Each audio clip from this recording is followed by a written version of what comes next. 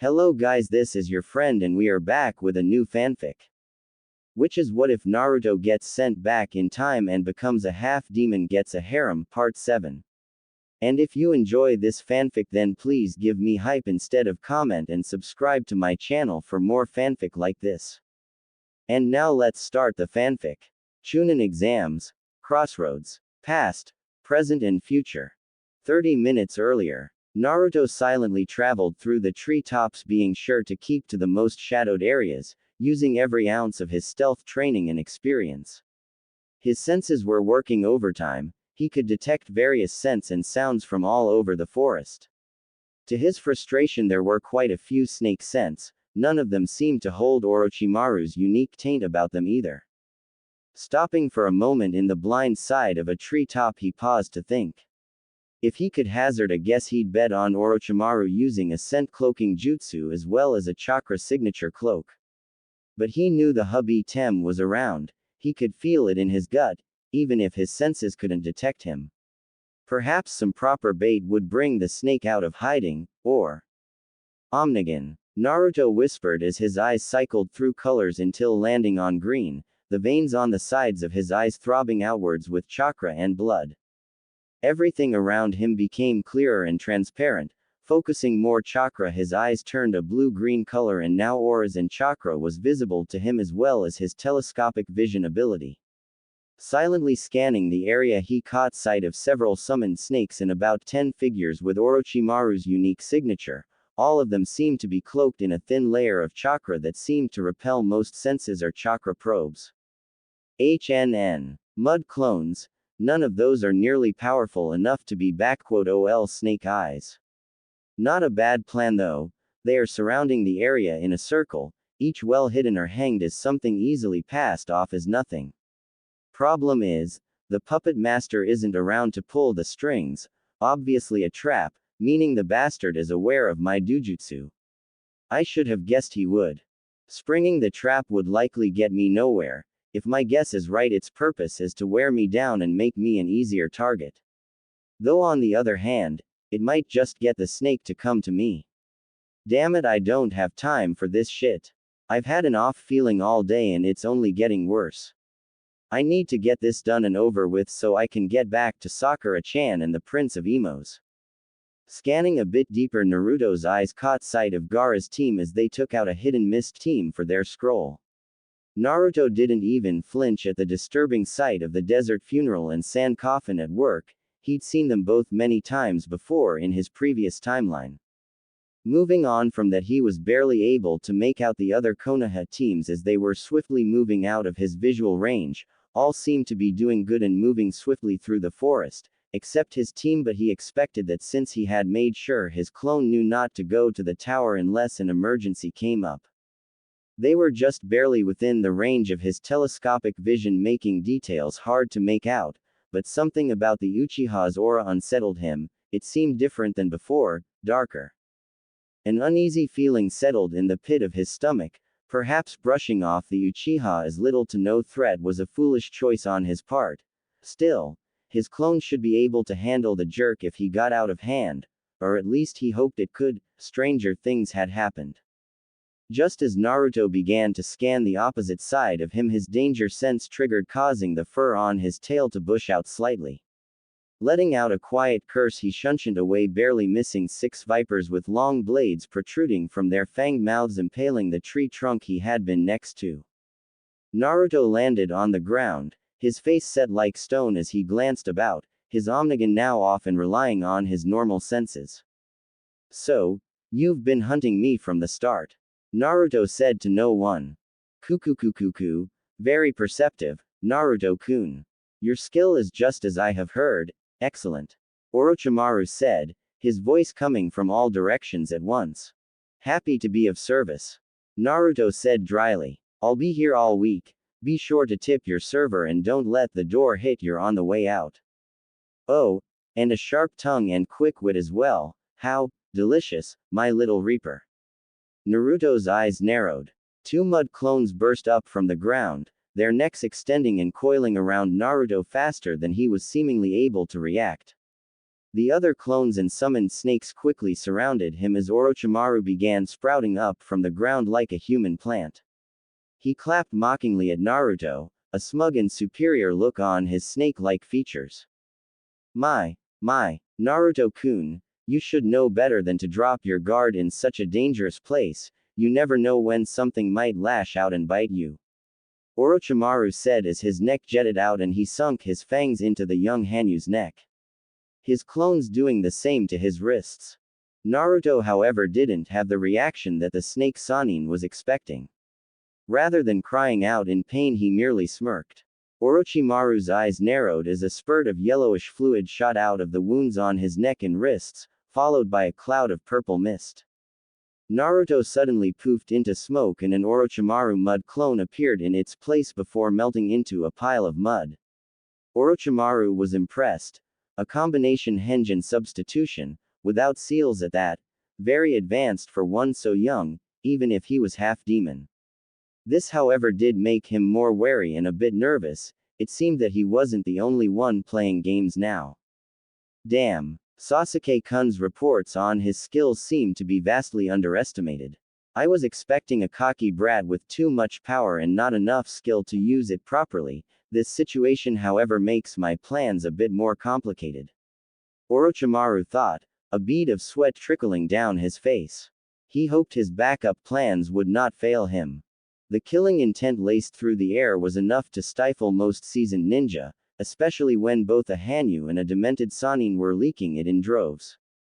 Orochimaru, in a flash, cracked a smoke bomb on the forest floor, covering the whole area in smoke. As he was in cover, he quickly drew his Kusanagi sword from within himself and leapt into a tree for cover, only to have a kunai with a sizzling orange tag land next to him on the trunk. Cursing, he leapt off again for safety just in time as the tag went off, taking the tree top with it in a fiery burst. There waiting for him on the ground was his prey. Naruto stood still as the smoke began to clear from the smoke bomb, Beowulf resting at his side and Griever resting on his shoulder. 9 long furry tails the same color as his hair swaying behind him, slitted crimson glowing orbs glaring balefully at Orochimaru. Those eyes, they spoke to the snake Sannin. To him they told of the ways he would die a most painful and slow death for all the sins he had committed in his lifetime. For the first time in many a year, Orochimaru felt fear as Naruto let out his full power, letting him know just what he was messing with. Not a child or even a ninja, but the half-demon avatar of the god of death. Shinigami. You will find that I am not a mere rookie, hubby Tem. Naruto snarled. Now then, shall you tell me just how long you've know of me and where your information came from, or shall I rip the information out of your mind with my Jagan before I send your pathetic soul to be devoured?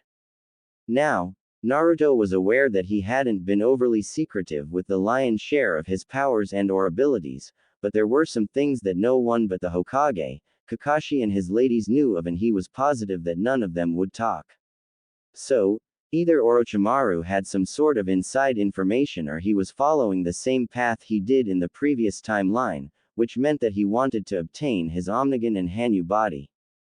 Orochimaru suppressed the urge to shudder. However, he refused to show any fear to his prey, not if he wished to obtain his eyes and body for his own uses. He needed to stall for time so that Sasuke-kun could fulfill his part of the plan. The Sannin was no fool. He knew his little pawn wouldn't be able to resist the urge to kill the Hanyu brat, but Orochimaru anticipated that Naruto would use a clone so he could seek him out alone. So, things were still going as planned, so a little information wouldn't hurt anything for now. After all, he still had his other tricks to play. Very well, Naruto-kun. Orochimaru said silkily as he circled him with the Kusanagi at ready. Some of my men witnessed your wonderful battle in Wave Country. It was quite the delicious report. You are a most curious specimen and I wish to know more about you and those wonderful eyes of yours. Your jutsu are quite catching as well. Tell me, is your ability to use all elements a part of your bloodline? Naruto shrugged nonchalant. Partly. The ability does start with my demonic blood, but in order to actually use it I had to spend a very long time training it and much sacrifice. Indeed, We are both alike in that manner. We have both sacrificed everything for power. Orochimaru grinned sickly as he licked his lips. Perhaps, but unlike you, I didn't sell my soul for it, and I learned something long ago about power. And what might that be, boy? Naruto slid into a stance, readying himself for battle. That power is nothing more than a tool, neither good nor evil, and it is never worth the sacrifice to obtain when hard work, determination and patience will get you the same results at less cost. Orochimaru laughed. You are a fool, Naruto-kun. Power is everything and worth any sacrifice. Hard work, determination, those things can never truly obtain anything unless you have power to back them. Great power requires great responsibility and the will to know when and how to use it properly, otherwise it leads to destruction. You, like other humans, have let yourself become corrupted by power, delusions of grandeur and selfishness. Because of this you have hurt and destroyed many innocent lives. I will not allow you to hurt any more people. Prepare yourself, Orochimaru. Naruto growled. Spare me the useless sentiment, demon brat, you are no better than I, your hands are stained of blood just as much as mine. Orochimaru hissed, not liking a younger person judging him. My hands might be stained with blood, but none were innocents. I did what had to be done to either finish the task I was given or protect those I care for, not cold-blooded murder like you. Did I hit a sore spot, Tem? Don't like your own faults thrown back into your face. Naruto taunted. Orochimaru's answer was to send another barrage of snakes at him with blades jutting from their mouths. Just as Naruto was in mid-dodge, the memories of his blood clone assaulted his mind, causing him to stumble slightly. Seeing his mistake, Orochimaru sought to take advantage of it and pressed his attack. Naruto quickly defended with his swords and let out a string of curses. Of all the worst times for the Tem to show his true colors, it would have to be now. Damn it. I've got to get back to Sakura-chan. If the Tem was able to get the drop on one of my clones, then that means he's had some special training, and I doubt she's prepared for it, and my clone sensed the cursed seal just seconds before dying. I don't think she can handle him like that yet, since nothing short of an Ikibi or elite Junin can handle someone using the higher levels of that damned seal. Naruto thought. Ah, so, Sasuke-kun has started on his part of the plan, has he? Orochimaru asked evilly, as if reading Naruto's mind. I wonder, will he keep those females as slaves, breeding stock, or will he just kill them? Such delightful choices, don't you agree? It was the only thing the snake Sannin could think of. Naruto's skill with the sword were equal if not better than his own. If he could just make the brat lose his cool and focus, then he would make mistakes. Orochimaru smirked. He wondered how Naruto would handle his own tactics being used against him. Naruto's eyes only narrowed, seeing the trick but having a slight bit of difficulty keeping his cool. He dodged and parried again and countered with his own blades. He had to keep his temper in check, win this fight, and then get to Sakura-chan and make sure she was safe. Those Hyuga bitches would make excellent breeders with those wonderful eyes of theirs, and then perhaps good little slaves. We have special drugs to ensure their cooperation. For that matter, that girl that uses the ice, such delicious possibilities. Ah, what's the matter, Naruto-kun? You've become so quiet. No more quick wit or sharp remarks. Does it bother you that those little girls will soon be used for much greater purposes? A demon like you should actually enjoy such a thing. Does it not set your blood ablaze with desire to control? To dominate? I can give this to you if you join me, this and much more. We could rule this world together and nothing could stop us. You could have your own mass of slaves to do your every bidding. Join me, Naruto-kun, and show this world what you truly are. Why settle for being a mere man when you could be a god? Orochimaru ranted as he prepared to try one last seal, one made special for those with demonic blood, the cursed seal of hell. Naruto could feel something stirring within him. It was right there but not quite within reach. He wasn't sure just what it was, nor did he really care at the moment. All he knew was that it was strong, almost as if a hidden potential was beginning to surface. He just lacked the proper key to unlock it. Orochimaru, however, was enjoying his little game, until Naruto let a truly demented grin cover his features, a grin that spoke much of his kitsune nature. You know what my favorite Christmas story is, Orochi-chan? Naruto asked. Orochimaru arched an eyebrow. What are yo? Uck. The Sannin's eyes crossed as he suddenly lost all ability to speak properly. The Nutcracker. Naruto smirked as Orochimaru staggered back holding his jewels. That's not FFF funny. Orochimaru wheezed.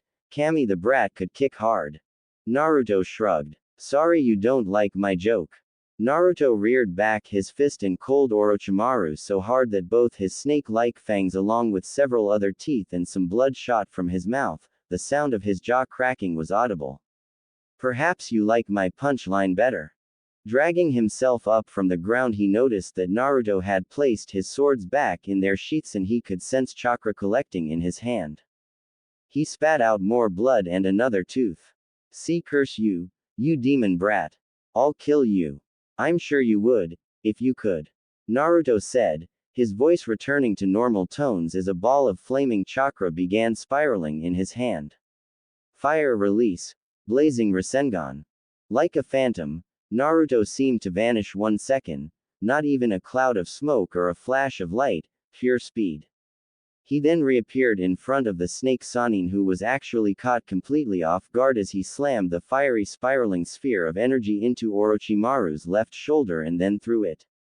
Orochimaru let out a howl of pain as his arm and the Kusanagi sword still held in its hand embedded in the tree 20 meters behind him. The scent of scorched flesh filled the air with its sickeningly sweet odor.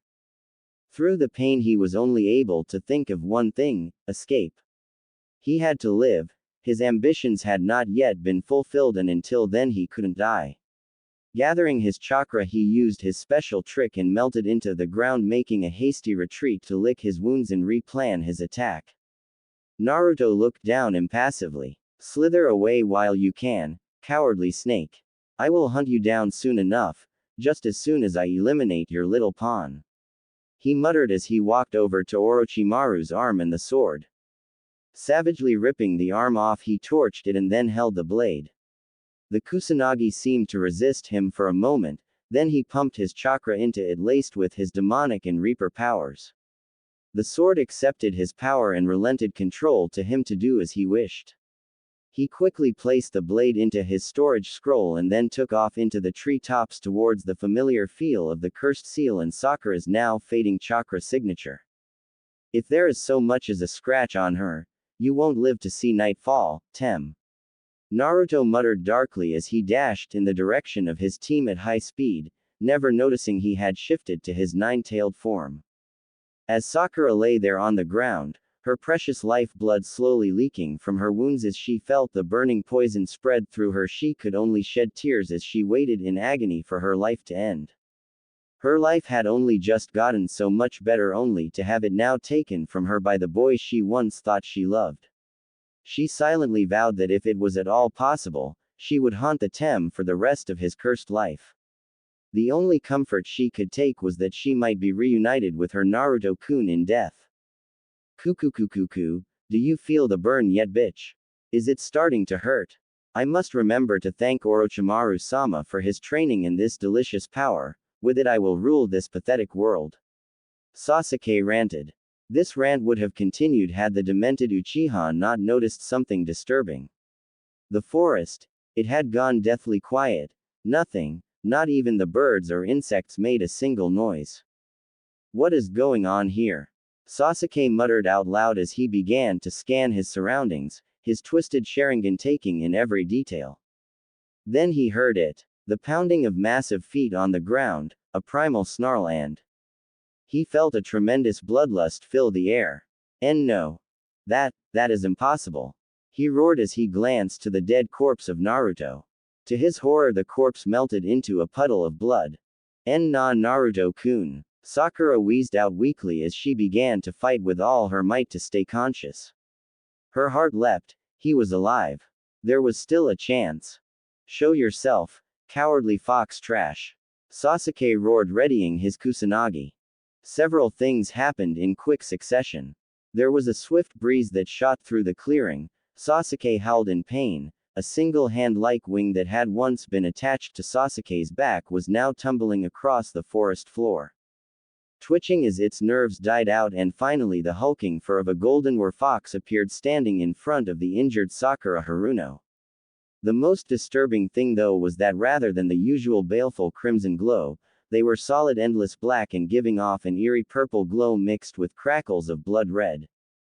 Sasuke suppressed a shudder of fear as he looked at the enraged demonic beast in front of him. The killing intent being given off was making him feel sick, and the pain from having one of his wings sliced off was more than he could have imagined. Still, he wouldn't give in, not until he killed Naruto and his brother. "What's the matter, fox freak, afraid to face me without your powers?" Sasuke taunted, though there was a tremble of fear in his voice. Naruto only narrowed his eyes before returning to humanoid form, his eyes never losing their eerie glow. "I prefer it," Naruto growled, his voice still under yokai influence. The dragon tattoo on his arm pulsed and began shifting as it released itself from its place.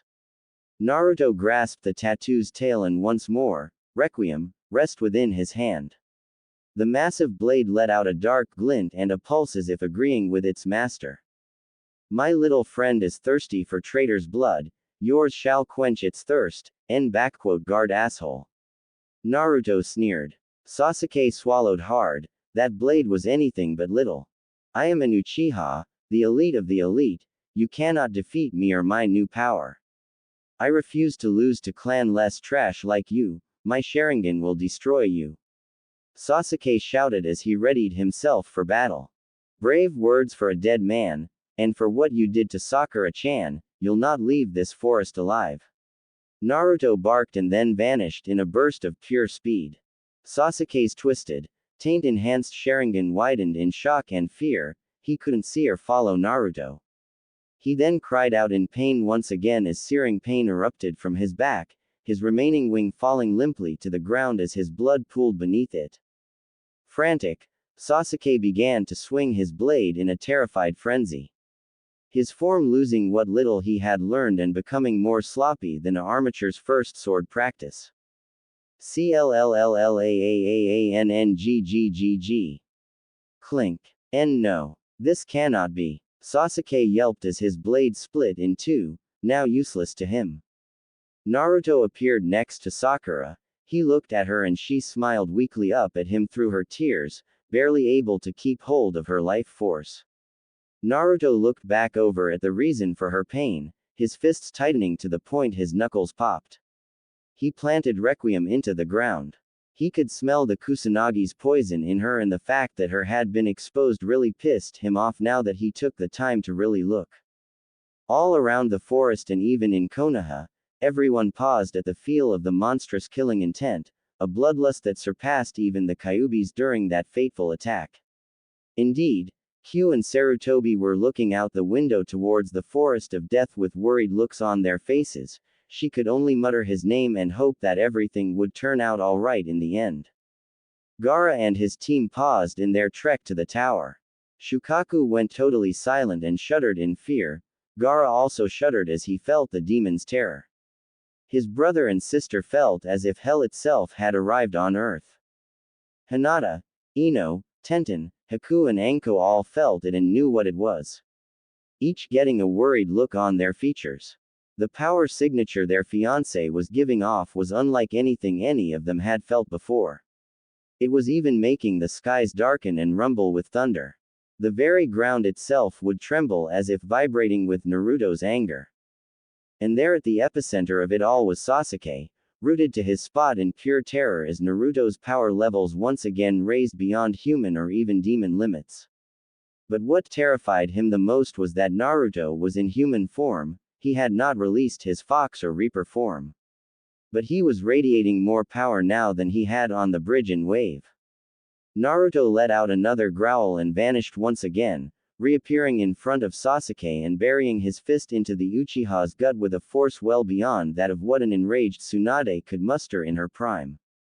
Sasuke was launched into the tree line and terrific speeds only to have Naruto appear behind him with his elbow extended. Sasuke howled in pain and fear as he felt his spine snap and he got launched back towards the clearing. Naruto appeared again and delivered a nasty uppercut sending Sasuke skywards, his jaw shattered beyond repair. Naruto took a moment to grab Requiem and shot up after him like a human bullet. Time to die, Tem. Sword arts, impaling moon. Naruto swung his sword and a shard of energy shot up impaling Sasuke like a spear. The Uchiha hacked up a gout of blood as Naruto finally reached his height. Mercy. I beg of you. Mercy. Sasuke screamed in fright. No mercy. Naruto snarled. Sword arts, 1000 strikes. Naruto's arms and Requiem blurred as Sasuke erupted into a fountain of flesh, blood and gore. His body being reduced to nothing more than so many little quivering chunks of meat and bone. To finish the job, Naruto hurled his blade into the sky and began summoning a tremendous amount of ki and chakra into his hands, making it look as if he was making a Odama Rasengan, but this was much more powerful. Rest in pieces, Tem. Final arts, Giga Buster. The blast of energy that was released completely vaporized what was left of the oh-so-mighty Uchiha, leaving nothing, not even ash behind in its wake. The massive blast of energy curved skywards, splitting the clouds and then vanishing from sight with a slight twinkling light. Naruto landed back down on the ground with cat-like grace, catching his sword as it fell next to him and resealing it into his arm. He quickly went over to look Sakura over and heal her. He got up to her and froze as true fear crossed his features. Her skin, no longer pale white, but a gray pallor, her once pink lips now blue. Stained streaks from both tear and blood marking her flesh. Unbidden, his forehead split open revealing the Jagan of his Reaper form. It quickly scanned the body before him as the Omnigan flared to life. He could see it, barely there, but he could see it, the small mass of light that was her soul. It was a beautiful and soft pink color. It was pulsing weakly as the tendrils of chakra that helped hold a soul within a body began fading out or splitting. Her heart, it was not beating, no breaths were being taken. Her body had died. And no. Not again, not again. Naruto muttered as he dropped to his knees. His mind seemed to shut down at that very moment. Realm of Souls. Shinigami and Kami looked into the viewing pool with contemplating looks on their features. This was not supposed to have happened, however, there was still a chance. Minato aka Arashi frowned as he gazed at his son. Kushina was holding back tears. Surely something could be done. The time has come for Naruto-kun to make a choice. Kami murmured softly. If he chooses correctly, he will be that much closer to unlocking his final gift, hence his full potential. But if he does not, neither I, nor Shinigami-kun can predict what the future holds. Shinigami nodded. It is in his hands now. He has eliminated one Uchiha threat, so Konoha should be mostly safe. But now he must remember who and what he is. The life of Sakura Haruno is now in his hands. Will he be lost to his memories and grief from the past, or will he use his gift and make the impossible, possible? I don't understand, Shinigami-sama. Naruto is powerful, but isn't death? Minato asked. For some, yes it is. But Naruto is my avatar and by rights has power over life and death, though limited to those special to him. You see, Naruto doesn't just have great power within him, no. His true power lies in what he draws from those he loves. That allows him to break the boundaries and laws that restrict even most gods. As a Reaper, his power is to ensure the death of the wicked and defend the weak, but it is his heart that can allow a miracle to happen. All he must do is remember who and what he is. Shinigami answered. But Naru-chan knows who and what he is, how can remembering that help? Kushina asked confused while Minato seemed to understand. Emotion. Minato said. Kami smiled. Yes, emotion. Even we, the gods, have them, and in times of great distress we sometimes forget ourselves and get lost in emotions. No being, no matter how powerful, is beneath that rule. Right now, Naruto-kun is being tested. He is suffering from memories past and the helplessness and grief he once felt at not being able to protect his loved ones. Now he must overcome that and realize that the future is not written in stone, that fate and destiny are what you make of them. He has always had the power to defy them, now he must remember that and overcome his past and put it to rest. Only then will he remember his power and know what to do. Shinigami nodded and returned his gaze to the pool. Kushina and Minato also felt silent and looked back to their son, each silently praying for him and encouraging him, believing in him that he could pass this test. Naruto's mind was assaulted by the horrible and vile images of his past. The deaths of all he held dear, the blood of the innocent flowing like rivers and the screams and cries for help and mercy. It was happening all over again, he had once again lost a loved one and once again he felt so powerless. What good were his powers if he could not protect one of his loves? Had he truly failed? Was there nothing he could do? Naruto suddenly found himself in his mindscape, in Q's old chamber. The cage shattered and broken. But what was the most disturbing thing was on the far wall was himself, chained and bound to the wall with a figure standing next to him. The figure looked as if it was made of pure energy, but it was a vile black and purple energy. Its face constantly twisting and shifting into the guises of Sasuke, Orochimaru, Madara, Pain, Kabuto and Danzo. It looked upon the chained Naruto with a sort of sadistic glee. Naruto was a bit confused, how in the nine hells did something vile like this get into him? Memories. The chained Naruto rasped out. Pain, death, destruction, despair, hatred, grief. The strange one hissed silkily in 6 different voices. A flash of crimson and a flash of black fire signaled the arrival of 2 more beings. They were exact copies of Fox Naruto and Reaper Naruto. Wah! How the hell is this happening? Naruto yelled angry and confused. I am Naruto Namikaze Uzumaki, avatar of Shinigami-sama. I am the personification of your Reaper power. Reaper Naruto answered.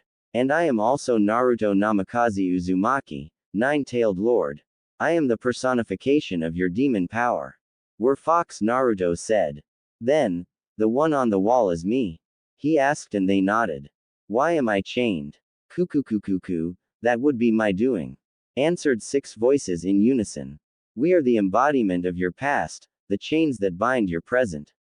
Unless you can defeat me, you can never save you precious little Sakura-chan, her soul and life now depend on you, can you defeat your past, your own darkness? As it asked this, the Dark One gestured with its hand and a pink sphere appeared above him, Sakura's ethereal form hovering in it, but it kept shifting between her as Naruto knew her now and that of the one he lost in his original timeline. You must defeat yourself, or rather your past, and we cannot help you this time, though we are you, our power has no hold here. Fox said. Do you have the strength to overcome the darkness of your heart, to forget what has passed and look to the future, or will you let it consume you and dictate your choices? Reaper asked. Then both Fox and Reaper faded from view and vanished from sight. Dark One laughed evilly and let out a terrible torrent of vile power surrounding the chamber in pitch-black darkness. Suddenly Naruto was surrounded by Sasuke, who was wearing his Oto robes, Orochimaru, Pain, Kabuto, Madara and Danzo, each grinning sinisterly at him. You defeated us all separately, Dobi. Sasuke sneered. But can you defy us as one? Madara smirked. You let your emotions rule you, boy, such a waste of a potential tool. Danzo taunted. We will show you true pain. Pain stated. We will show you true suffering, Naruto-san. Kabuto smirked. We will make you relive your worst memories and fears, then, you will be ours to do with as we please. Orochimaru laughed. Naruto backed up 2 steps, his eyes narrowed and teeth gritted as he pushed down a surge of fear. Reaching for his swords he found nothing. Alarmed he looked down to see himself once again in that horrible orange jumpsuit, short and weak. Narrowing his eyes further he put his hands together.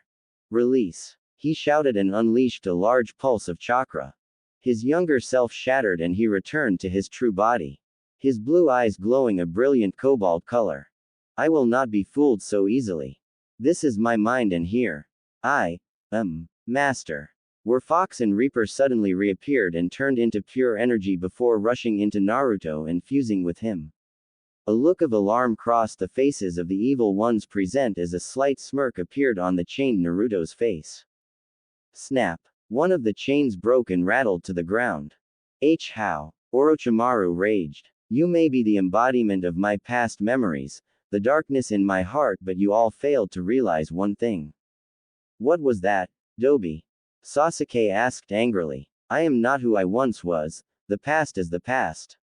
I have been foolishly trying to judge everything I do based on my past when I should concentrate more on the present. In the past I was stupid, or rather lacked experience. The past can hurt, but those pains can be lessened in time and a lesson learned. I will no longer let my past rule me, never again. Naruto said strongly. How? How did you figure it out? Kabuto asked fearfully. Simple. I was asked if I was strong enough to overcome the past and darkness within myself, to not let it make my choices. I once told Neji that fate and destiny were bullshit and I meant it. I am in control now and I have the power to defy fate and destiny. I always have. I just needed to remember that. Now, be gone. Naruto roared. One by one the chains broke and fell. The Naruto there smiled in relief and shimmered out into a mass of blue energy and fused with Naruto. Naruto felt his power pulse in welcome of his previously locked away self. It was his potential. He had unknowingly let his memories limit himself. It was why he always felt so tired after larger fights and why he wasn't replenishing power nearly as fast as he should have. It was also the reason he had difficulty controlling himself in the heat of battle.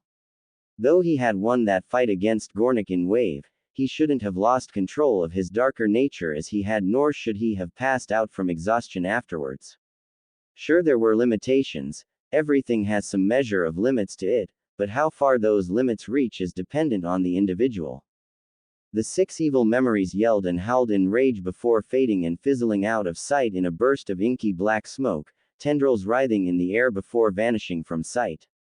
The pink orb holding Sakura faded from sight with the present-day Sakura sleeping peacefully within it, a small smile on her face. Naruto's eyes flashed several different colors as they opened before settling back on their usual blue hue. He looked at Sakura and calmly used his senses. He could feel her soul still there within her body. Though weak, it still remained, and as long as it was there, then there is a chance. Naruto flashed through seals at incredible speed, his body surrounding in a golden and silver glow. Light release. Grand purification jutsu. Naruto barked as gold and silver-hued chakra enveloped Sakura's form. The Kusanagi poison was forced out of her flesh and turned to ash upon leaving her body. The glow increased, almost to a blinding point as the wounds she had received from fighting the Uchiha began healing rapidly, bones mending, cuts sealing and color slowly returning to her once gray flesh, returning it to her usual healthy cream-colored hue. Slowly but surely her heart began to beat as air once again filled her lungs. Her chakra levels began returning to their usual levels as Naruto restored them with some from his massive reserves. At one time this much power would have even exhausted him, but now, it hardly bothered him. He remembered being told once that one only has as much potential as the limits they set for themselves. Naruto finally realized that he need not hinder himself with the burdens of the past, for now, he was unlimited. As the glow began to fade, Sakura's eyes fluttered open, she let out a small moan at the warm feeling enveloping her. As her vision came into focus, she found herself gazing into the loving, soft, icy sapphire blue eyes with slitted pupils she had grown to love so much. She smiled as tears welled in her eyes. She didn't remember much after Naruto and Sasuke began to fight, but she knew that she once again owed her life to the man smiling down at her. Hey there, Sakura-chan, how are you feeling? Naruto asked tenderly. Wonderful. Now that you're here, Naruto-kun. She trailed off and let out a small sob. I thought I lost you. I was ready to die, so I could be with you again. I don't want to live without you. Naruto took off his jacket and covered her for her modesty and then pulled her into a comforting hug, kissing her forehead, something that she secretly took delight in every time he did so. You will never lose me, Sakura-chan. None of you will. I will always be here for you and the others whenever you need me. I couldn't live without any of you either. Each of you completes a part of my heart, you all give me strength. I love you, Sakura-chan. He whispered softly into her ear. I love you too, Naruto-kun. She sobbed as she leaned in and kissed him. She was surprised as he parted her lips and deepened the kiss with passion she hadn't felt from him before. She moaned into the kiss, feeling her cheeks flush brilliantly. She did not care though. No. At this moment all that mattered was now, here with her and her lover, the man she would one day marry and bear children for. They stayed like that for a while, kissing and holding each other. Naruto had made a few clones, one to collect the scrolls from the remains of his blood clone and the others to keep watch. Can you stand now? He asked. After kisses like that, I doubt I can even walk straight. Sakura thought, blushing slightly as she noticed his jacket had fallen and her were speaking her mind for her. She didn't bother to cover herself though, she felt completely comfortable around Naruto, so she didn't care if he got a preview of things to come and if the slight trickle of blood coming from his nose was any indication, he liked what he saw. She nodded and he helped her stand up. She was a touch wobbly, but it passed as she pulled out a storage scroll and unsealed one of her spare outfit tops. Before Naruto could turn, she shed her ruined top and calmly put on her fresh one. Naruto was too shocked to actually turn and nearly lost control of his jaw when she just smiled cutely at him and winked. Naughty thoughts. Naughty thoughts. Damn, the river is looking good right now. Naruto thought, suppressing his hormones. Ready to go, Sakura-chan? He asked, regaining his composure. She nodded and then looked thoughtful. What happened to the Tem? She asked. He reaped what he sowed. Naruto answered. I see. She shook her head. Can't say I will miss him. Thank you for protecting me. He gave her a small smile. Anytime, Sakura-chan, anytime. Should we check on the others before going to the tower? I don't know if we can pass the exam now without a third member. She asked. Naruto reached out with his senses.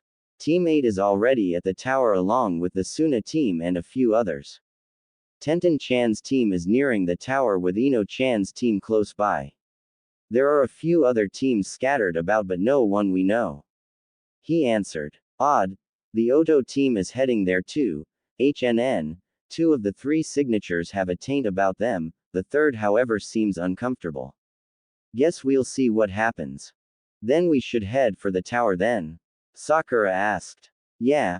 No reason to sleep out here in the forest. We should be able to reach the tower just before nightfall. We can explain what happened there and hope they let us continue. Naruto said. Okay. Let's get going then. I really need a nice hot shower. Sakura said and started off. Naruto chuckled and followed after her. He was glad she didn't let what happened dwell on her mind, though it might later he would help her cope with it if need be. Chunin exams. Trouble in the tower. Sarutobi and Q sighed in relief as they watched Naruto and Sakura make their way to the tower. The power they had felt coming from the Forest of Death was truly immense, so much so that it had caused many members, even civilians, to get nervous. So Sarutobi brought out his scrying crystal and used it to watch what was going on. Q had mentioned that she wasn't at all surprised that the Uchiha had turned traitor. Honestly, Sarutobi hadn't been all that surprised either, but the kindly part of him wished that it could have been avoided this time around. Sadly, the Uchiha seemed fated to be traitorous and vile to their very cores. They had watched the fight. Q had grinned sadistically as Naruto overpowered and outclassed the arrogant Uchiha with hardly any effort. Sarutobi had winced at the finisher move of the battle. It was obvious to him that such a powerful technique would likely kill even a Biju. Q had confirmed the thought when she added that only an 8-tailed or higher stood a chance of surviving the Giga Buster, though they would be badly injured.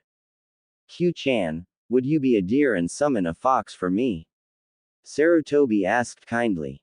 Q nodded. Sure thing, Ji-san. She summoned a cute purple-furred three-tailed fox kit that yipped in greeting. Thank you, my dear. Sarutobi said as he began writing down an explanation of the events on a scroll with his official seal on it. There, this will ensure Naruto-kun and Sakura-chan will be able to continue the exam and inform the rest of the proctors of the young Uchiha's betrayal and subsequent termination. Can't have our boy be denied his chance at becoming a chunin now, can we? The elderly man mused with a slight chuckle. Q giggled a bit. So, you intend on promoting him anyways, don't you? Sarutobi nodded. He has earned it and he is more than capable. Though I am still contemplating on whether I should just give him chunin rank or special junin since he's specialized in several fields. Honestly, I think he is too skilled to simply be chunin, but he doesn't have enough team experience to be a full junin. That's true. Q sighed. He works well with others, but due to how he lived before being sent back by Shinigami-sama, he's used to more or less being a loner. The council will probably freak if he were made full junin though, since some of them still can't get the sticks out there. Indeed. Sarutobi agreed dryly. It is going to be hard enough dealing with them when they discover the Sharingan is forever lost to Konoha. As it is though, they can do little more than complain about it. I can't truly bring myself to feel too bad for the Uchiha. He had his chance to foster friendships and at redemption. I guess that clan was truly cursed. Sarutobi finished his note and gave it to the fox. The fox yipped again and vanished in a swirl of snow. Are you sure you wouldn't like to go meet with your mate? The elderly man asked kindly. Q nodded with a small smile. I'm sure. He asked me to keep guard over you and I will do as I promised. Besides, my bond link with him allows me to know how he is feeling, and I'm happy to say he seems to be more balanced than before, almost as if something changed for the better. I think he is either close to unlocking his potential or he already has. That is good. Sarutobi replied and then pulled out a shogi board. Would you care to play a game to pass the time? Sure thing, Ji-san, that is if you don't mind losing. She grinned foxily. Sarutobi chuckled and set up the game. I may not be as bright as the lion's share of the Nara clan, my dear, but I assure you I will be no pushover.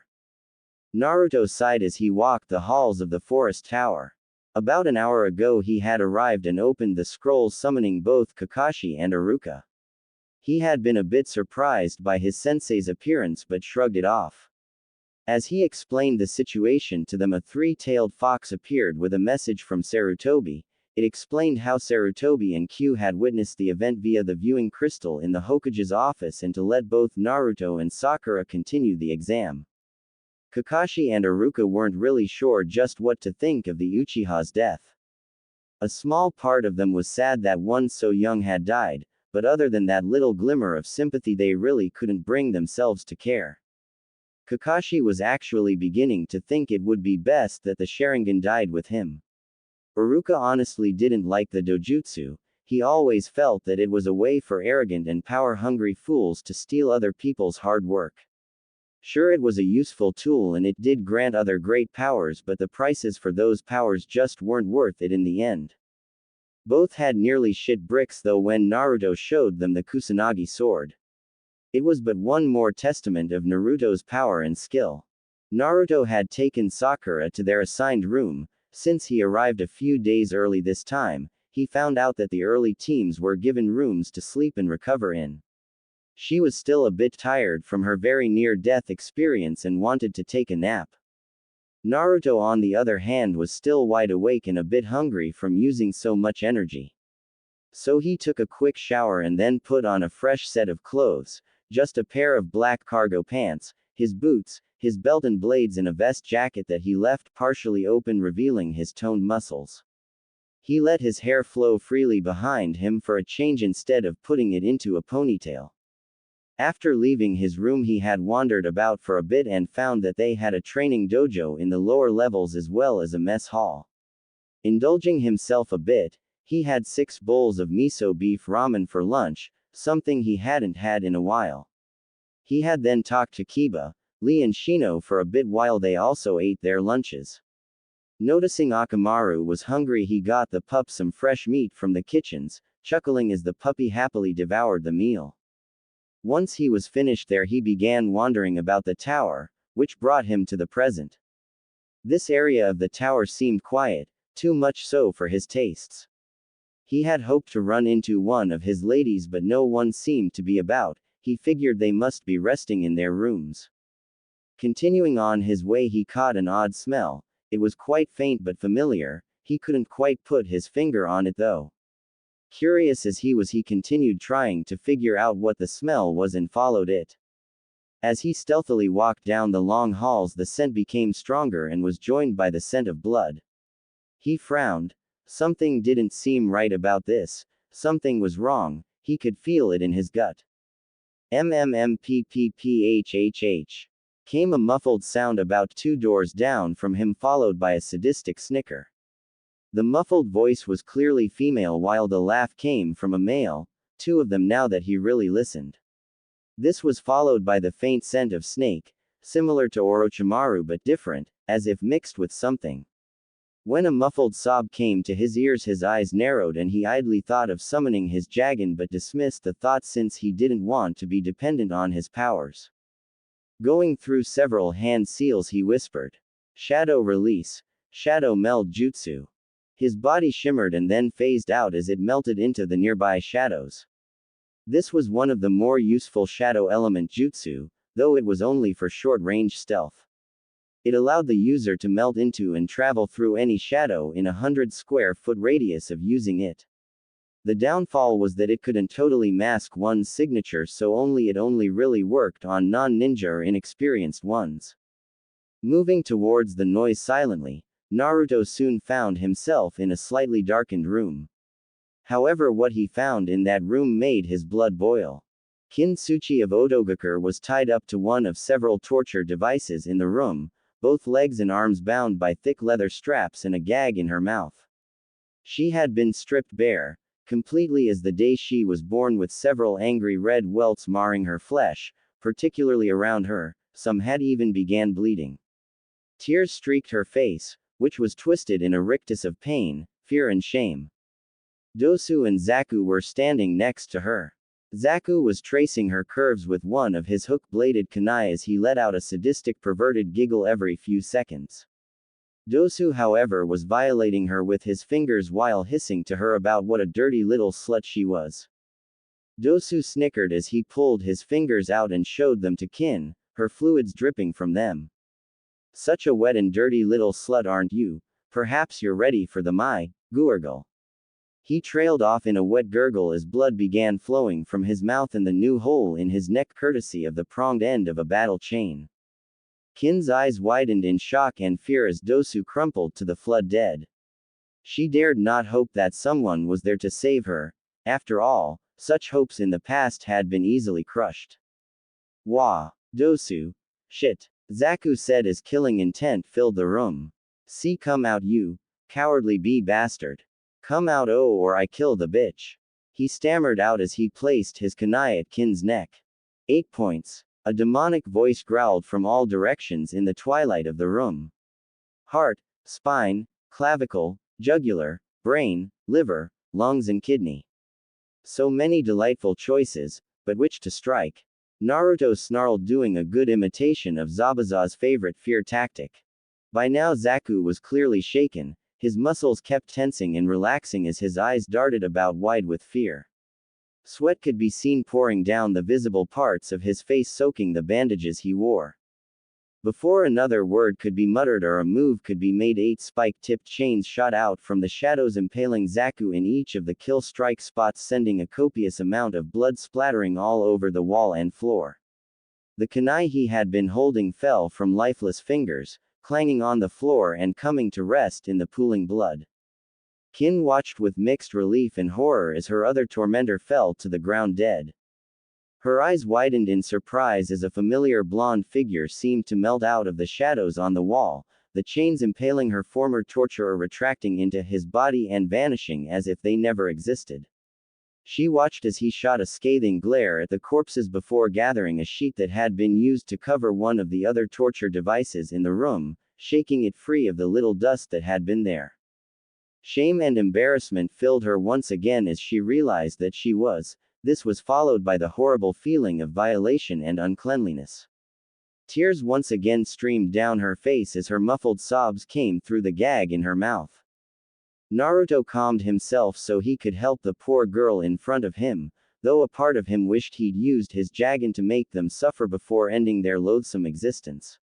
He walked up to Kin, ignoring her and politely keeping his eyes on hers as he gently wrapped her in the sheet and secured it with a knot. "You're safe, no, miss, I won't hurt you. I promise," he said in as kind and gentle tone as he could muster as he gingerly removed her gag and then began working on her restraints. Kin was stunned. No one had ever been this nice to her before or used such tones. Hell, he hadn't even ogled her when he clearly could have. Instead, he gently covered her modesty and began speaking soothing words to her as he freed her from her restraints. "Why?" she mumbled out through a sob. "Huh?" Naruto asked as he took off the last restraint. "Why are you helping me, being nice to me?" she asked sadly, looking away, her spirit all but broken at this point. I'm just worthless cannon fodder. I'm dirty. Don't say that." Naruto interrupted her in a quiet yet firm tone, making her jerk her head back to look him in the eyes, confusion written on her features. What?" she asked. Naruto gently pulled her close to him and hugged her, but not tight enough that she couldn't easily escape him if she became scared. She stiffened in fright for a moment as he hugged her. She just froze, not really knowing what to do. "You are not worthless or dirty. No. The ones who did this to you are the filthy, useless ones. I may not know you, but I do know that no one deserves what just happened to you, and every life is precious, except the ones of those who are tainted, those who would harm an innocent for their own sick pleasure," he said softly as she began to relax ever so slightly. "As for why I helped you, do I really need a reason to help someone in need? Besides, I could never let such a thing go unpunished. Those two are lucky that I didn't make them suffer before killing them for what they were doing. You're safe now, and that's all that really matters." Kin broke down into heaving sobs as she cried into the chest of the mysterious man that saved her from a fate worse than death.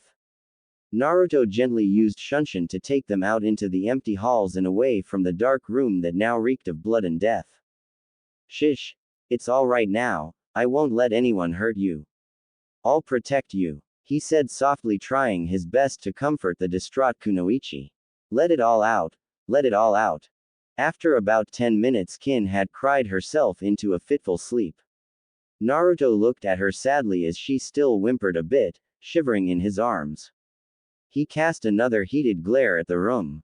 If it had been one of his ladies, there wouldn't be a tower left. He hoped those two bastards were enjoying their time in hell.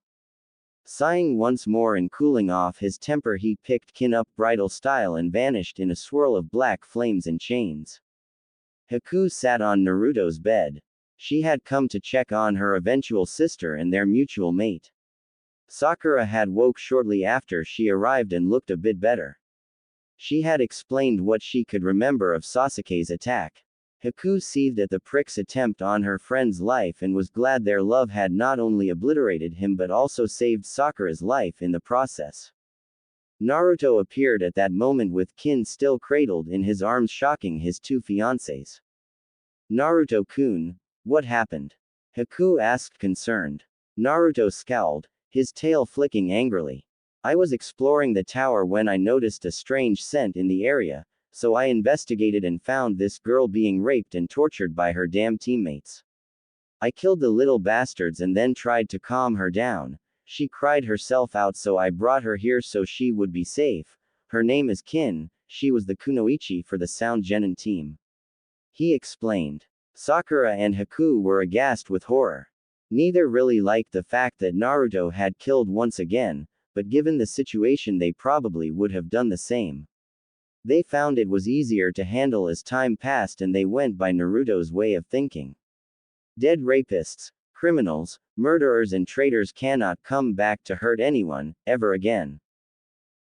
That's terrible. Sakura nearly yelled as she remembered what the Uchiha had almost done to her.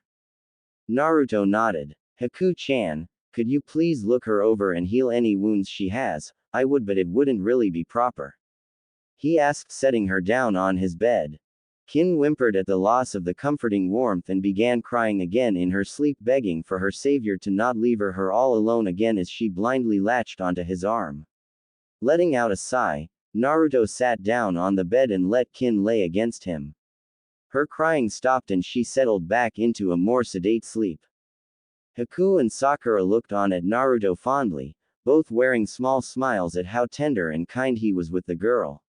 Neither could bring themselves to feel jealous. Being women themselves, they could understand the need to be comforted by the one that saved them.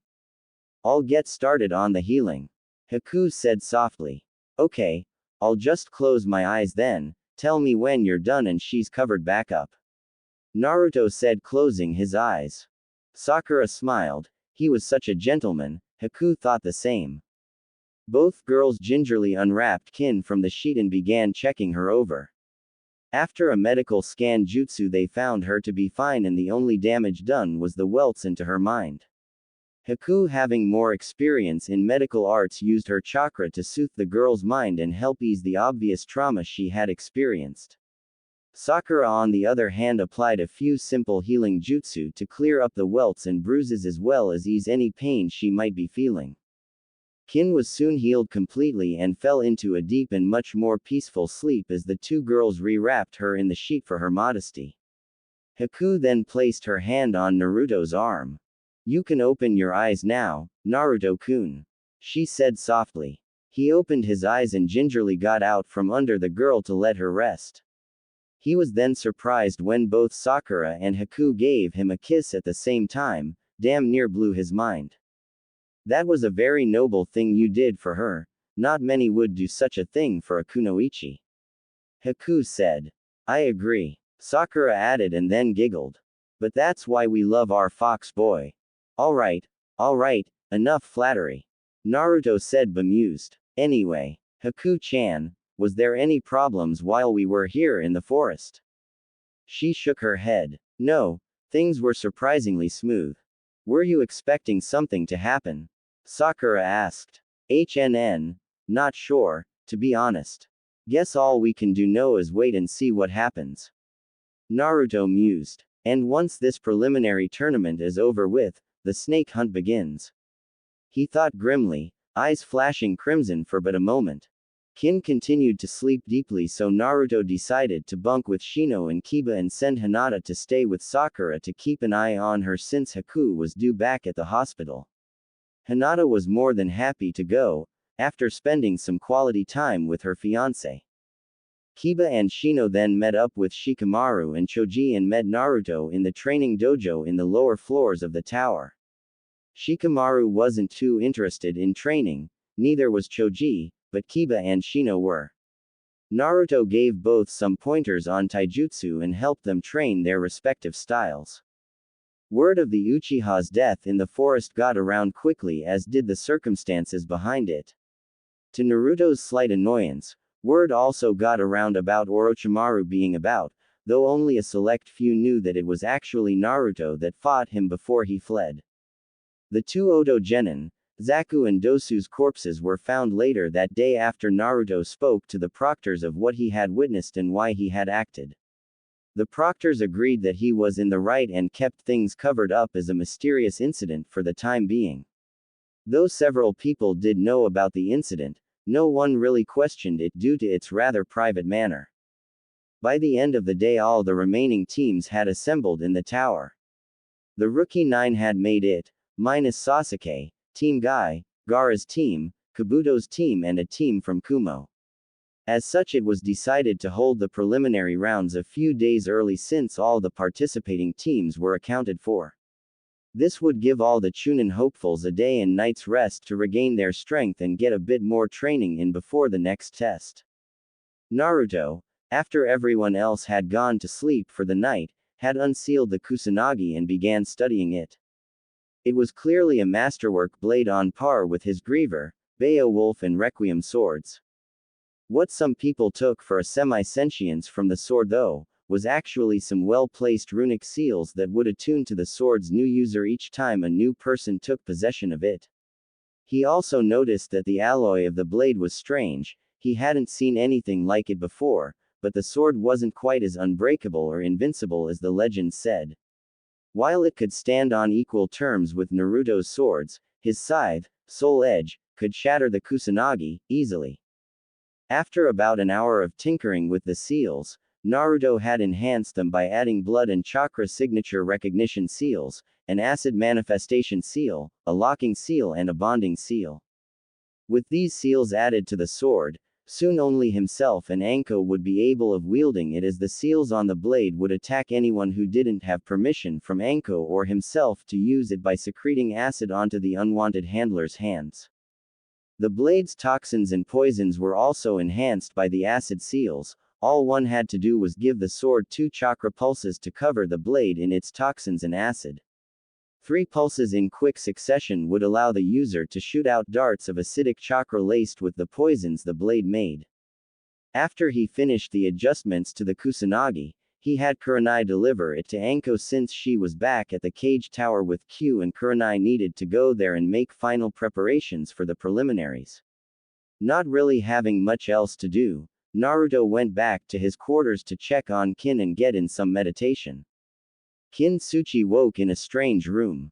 Normally this would put her on guard instantly, but her trained senses could not pick up any sort of hostility or malice in the air.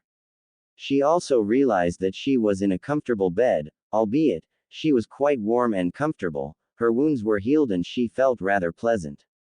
She clearly remembered the attack her so-called teammates instigated. It wasn't the first time they had tortured or molested her, but it was the first time they had intended to fully rape her. The thought alone sent a chill down her spine. Then she remembered him, the mysterious Konoha nin with the feral looks that had somehow melted out of the shadows and dispatched her tormentors like insignificant insects. Kin remembered his face well. Ever since she first saw him in the academy classroom, she had thought he was rather handsome and very powerful looking. She let out a slight sigh as she recalled how he freed her from the rack she'd been strapped to and then covered her modesty and comforted her as she lost control of her emotions. After that, she couldn't remember anything other than a really warm and safe feeling. Keeping the covers over her, she sat up and looked around the dim-lit room. On a small chair next to her bed was some clothes, dark blue pants, a blue tank top, a fishnet crop top, some ninja sandals and a pair of blue leather fingerless gloves. She also noticed her forehead protector was absent but felt it was good riddance. She never wanted to see Oto again. She did wonder where the clothes came from though. They weren't hers, as they were of better quality than anything she'd been allowed to have before. As she quickly put on the clothes, she noticed a figure sitting lotus style on the floor a few feet from the beds, a long busy furred tail lazily swishing behind the person. The long mane of blonde locks that matched the fur on the tail combined with the whisker marks on the person's face told her that it was her savior. His eyes were closed as different shades of chakra occasionally swirled around him. She found the view breathtaking. Naruto had sensed the girl was awake but had kept his eyes shut to give her modesty. Thankfully she had dressed quickly with the clothes Hinata and Haku had scrounged together for her. "I see you are awake now, do you feel better?" he asked softly so as not to scare her. Kin flinched a bit in surprise but soon settled. "Why yes. I'm feeling much better now, She trailed off. "Naruto Namikaze Uzumaki, you can just call me Naruto," he said, opening his eyes but remaining in his seated position. Thank you, Naruto-sama. Please, if you need to use a honorary with my name, just San or Kun will do. I'm not much for formalities," he interrupted. "Okay, Naruto S. Kun." She flushed a bit. "I'm really grateful for your rescue of me. I can't possibly ever repay you, but I'll do my best," Kin said softly. Naruto sighed. "May I ask your name?" he asked. Though he already knew it, she had yet to tell him and he didn't want her to think he was some kind of mind reader. Suchi. Kin Suchi, she said with a polite bow. Naruto nodded. It's nice to meet you, Kin-chan, and I only did what I felt was right. The best way you can thank me is to just find a way to make yourself happy. I'm willing to help you if you need it, and I can get you instated as a member of Konoha, either as a civilian or a ninja. It's your choice, though I doubt you'd want to go back to Sound. Kin shuddered. No. No, I want away from that awful place. Can you really get me a place to live here in Konoha, maybe as a med nin? She asked. Naruto stood up and nodded again. Sure. Two of my fiancés, Haku and Sakura, are aspiring to be med nin, they could help with your training. As for a place to live, I have plenty of room in my clan compound, so you can stay there for as long as you need or want. He answered. T2 fiancés? Kin stuttered. Oh. Hey. Yeah. Naruto chuckled as he scratched the back of his neck sheepishly. I'm the last of the Uzumaki and Namikaze clans and have a new Kekkei Genkei, so I was put under the clan restoration law and have to practice polygamy to restore my clans. I wasn't exactly fond of the idea, but as long as my ladies are happy, then I don't mind. Kin looked at the young man and found that he was being honest. It surprised her that he didn't brag about having multiple girls like most males his age would have. In fact, he seemed a bit sheepish about the fact. It also seemed that the happiness of the ladies in question was related to his own, meaning if they weren't happy, he wouldn't be either until he found a way to make them happy. It was something she was unused to, considering in Oto, females were little more than cannon fodder, toys or breeders. I wonder, could I maybe have a chance as well? She thought distantly. Why don't we go get you some food? The next part of the exam starts tomorrow, though you won't be participating anymore, you might want to watch it. Naruto said. Kin nodded. Are Zaku and Dosu really? She trailed off, half scowling, half fearful. Dead? Yeah, he answered bluntly. Thank you, she said quietly. Naruto just nodded and showed her out the door and then led them to the cafeteria. Naruto let her enter first and followed behind. No sooner than he entered the door there was a cry of, Foxy-kun. And an overly affectionate snake mistress once again tackled Naruto onto the floor. Kin watched the entire scene somewhat bemused at how such a talented shinobi as Naruto could so easily get caught off guard. Nice to see you again, Anko-chan. Naruto said with a sweat drop. Most of the other males in the room were watching the scene in rapt attention as the attractive older teen wiggled around on the bemused if not embarrassed young Hanyu. Several of them, Kiba and Kankuro, had to stifle perverted giggles as the special Junin Proctor practically slithered all over Naruto. Great work fighting Orochimaru. I can't believe I missed you lopping off that hubby Tem's arm. Anko said cheerfully. That got the attention of the Suna-nin in the room. Each of them, save Gaara, shuddered in fear. This kid had taken on and maimed a S-class missing ninja. I take it you're happy with your new toy then? Naruto asked as Anko led him to his feet. Anko grinned as she pulled out the kusanagi.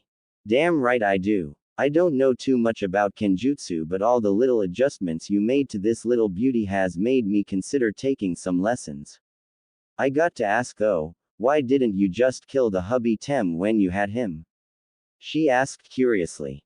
First, how'd you hear so much about my fight? He asked. The old man. She smirked. I should have known. Damn scrying crystal. Naruto mumbled. Anyway.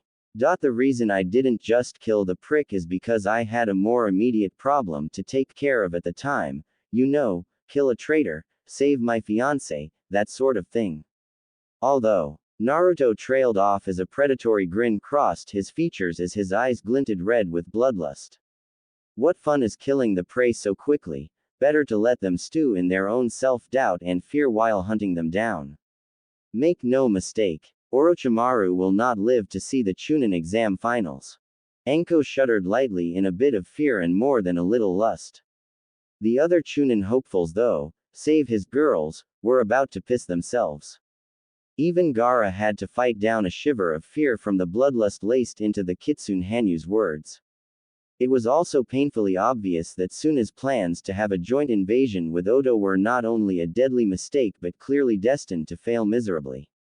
At that same moment, Naruto was flying over the forest of death in his Reaper form hunting for a snake. After the incident with Kin, Naruto figured against letting Orochimaru having enough time to possibly heal himself or steal another body, so he left another blood clone in his place at the tower so he could hunt. Flapping his 4 massive wings hard, he climbed higher into the air as his Jagan opened, the slit pupil widening as it searched out Orochimaru's tainted soul aura. Activating his Omnigan as well, they turned a brilliant yellow color as he began using full telescopic vision. The forest below had quite a few tainted auras, running around but mostly coming from the monsters or lesser demons that roamed the forest of death.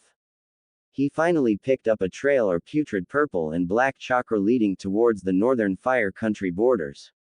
With a devilish grin he took flight once more at an increased rate of speed. His prey would soon be caught. One of the perks of having wings capable of high-speed flight was that you could cover a massive distance at twice the rate or more than a ninja could on foot running.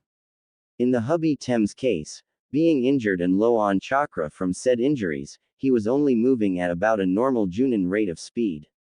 As such, Naruto was able to catch up to the snake 10 miles from the fire country border. Naruto noticed with disgust that the freak had his arm back, meaning he had slain an innocent to repair his body. It was one of his viler jutsu, shedding an injured body like a snake sheds skin. Not that it mattered anymore, for the snake was about to meet the mongoose, a rather irate, demonic mongoose wielding a scythe. Well, what do we have here? A cowardly snake slithering off without paying his dues. Perhaps that should be remedied, don't you think? Orochimaru. Reaper Naruto asked, landing hard on the ground before him, his feet making the ground crater beneath them. You! Orochimaru roared in both fear and rage. You damn demon brat! You have ruined my wonderful plans and killed my next host. I was to be immortal. You will pay for this, I swear it. He roared, going through several hand seals. Summoning arts, impure world resurrection jutsu. Orochimaru sneered. 2 coffins rose from the ground, one holding the kanji for 4 on it and the other holding a swirling crest. Naruto narrowed his eyes. 2 can play that game, Tem. Naruto snarled, going through an odd length of hand seals. Grand summoning arts, god of death. Shinigami. Orochimaru blanched as the coffins of Kushina Uzumaki and Minato Namikaze opened as the 2 corpses stood there stunned to see their son. They weren't surprised, however, when the massive portal of swirling black energy appeared behind him as a ring of black and purple flames surrounded the clearing they were in. Orochimaru pulled out 2 kunai with his special seals on them and shot forward to impale his puppets in the back of the heads, restoring the former Hokage and his wife to what they looked like before their deaths. He stumbled back as Reaper Naruto let off an ungodly amount of killing intent towards the snake Sannin. Even worse was that his puppets were also leaking killing intent at him, which was not supposed to happen. Then Shinigami himself appeared in a flash of hellfire. The death god looked at the angry forms of Minato and Kushina and sighed. Perhaps the snake was a glutton for pain. You called my avatar? He asked. Yes. I thought you'd like to witness the end of Orochimaru in person before I present the bastard's soul to you. However, I hadn't expected the snake to use most of his remaining chakra to summon my parents with his cursed jutsu. Naruto stated. Yes. I had wondered why their souls suddenly vanished while we were enjoying our dinner. Kami was most upset. Shinigami growled, looking at the quivering snake as he snapped his fingers. Orochimaru felt his heart nearly stop in fear as the seals and kunai on his puppets shattered and the bodies of 2 Oto Nin crumpled to the ground as the ethereal forms of Minato and Kushina walked over towards Shinigami and the Reaper brat. How the hell was he supposed to know the 2 were on good terms with the death god? Mom, Dad, I am sorry you had to be pulled into this crap. It is good to see you both, though. I hadn't planned on it for a few decades when everything had settled down. Though this does save me having to summon a Rashomon gate. Naruto greeted his parents. We'll talk more in a bit. First I need to put down a rabid snake. The souls of his parents smiled at him and nodded. Naruto then turned around and summoned Soul Edge into his waiting hand, his tail of black fire swishing about behind him angrily as more killing intent and bloodlust filled the air, causing Orochimaru to cower even more. Orochimaru couldn't remember the last time he had truly felt this much fear. His only true fear for many years now had been death, something he had managed to cheat many times.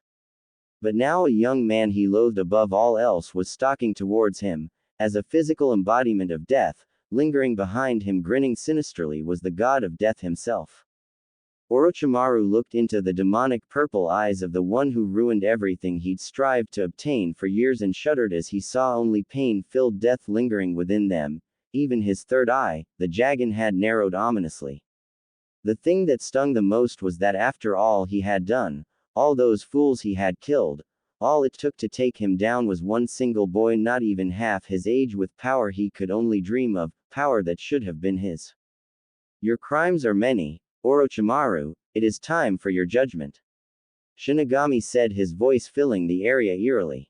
Naruto raised his free hand, palm pointed towards the snake Sannin.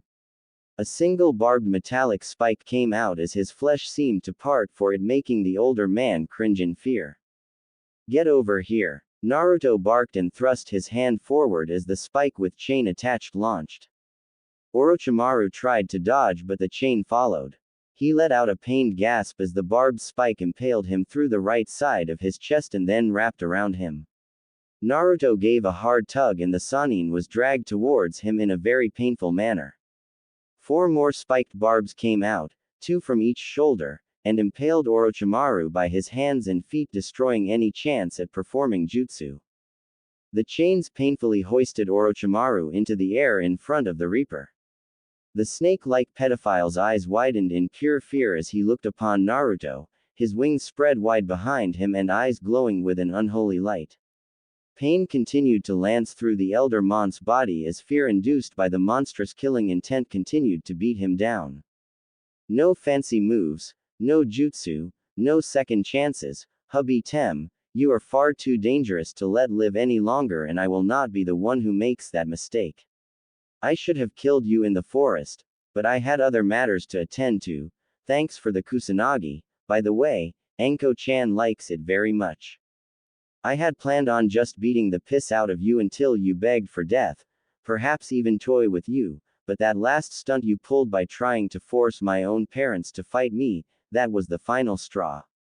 Now, Orochimaru, you shall not only know and feel my own anger and pain, but that of all those you have wronged in your miserable existence. Naruto sneered, bringing the bastard eye level with him. Look into my Jagan and face your judgment in its gaze. Look within and see all those you have wronged, feel their pain, their grief, their rage. My last gift to you, the pain of those you wronged, turned back upon you 1,000-fold. Naruto roared as his Jagan opened wide, glowing with the same unholy light as his normal eyes. Orochimaru was suddenly forced to look into the Jagan. He was then forced to endure the pain of others by his own hand as he relived all the wrongs and suffering he had caused with his own hands returned upon him many times over. Pain, ungodly, unbearable, excruciating pain ripped through him like torrent waves upon a raging river of blood, anger, grief, suffering and hate. Orochimaru screamed and writhed as wave after wave of unimaginable pain and torment surged violently through him. His screams were heard for miles around until his own voice box exploded from the strain. Now his pain was silent, but nonetheless worse than before. Naruto just stood there watching his enemy with an impassive glare but with a glint of satisfaction in his demonic eyes. Behind him, his parents held much the same look in their eyes as they watched the worst traitor Konoha had since Madara Uchiha, finally get what had been coming to him. Shinigami hovered forward and raised his clawed hand. Come forth. Rashomon Gate 9 and open. A massive gateway rose from the ground. It was obsidian with 2 skeleton giants clutching to the sides of the stone, their skull-like faces seemingly frozen in fear and pain.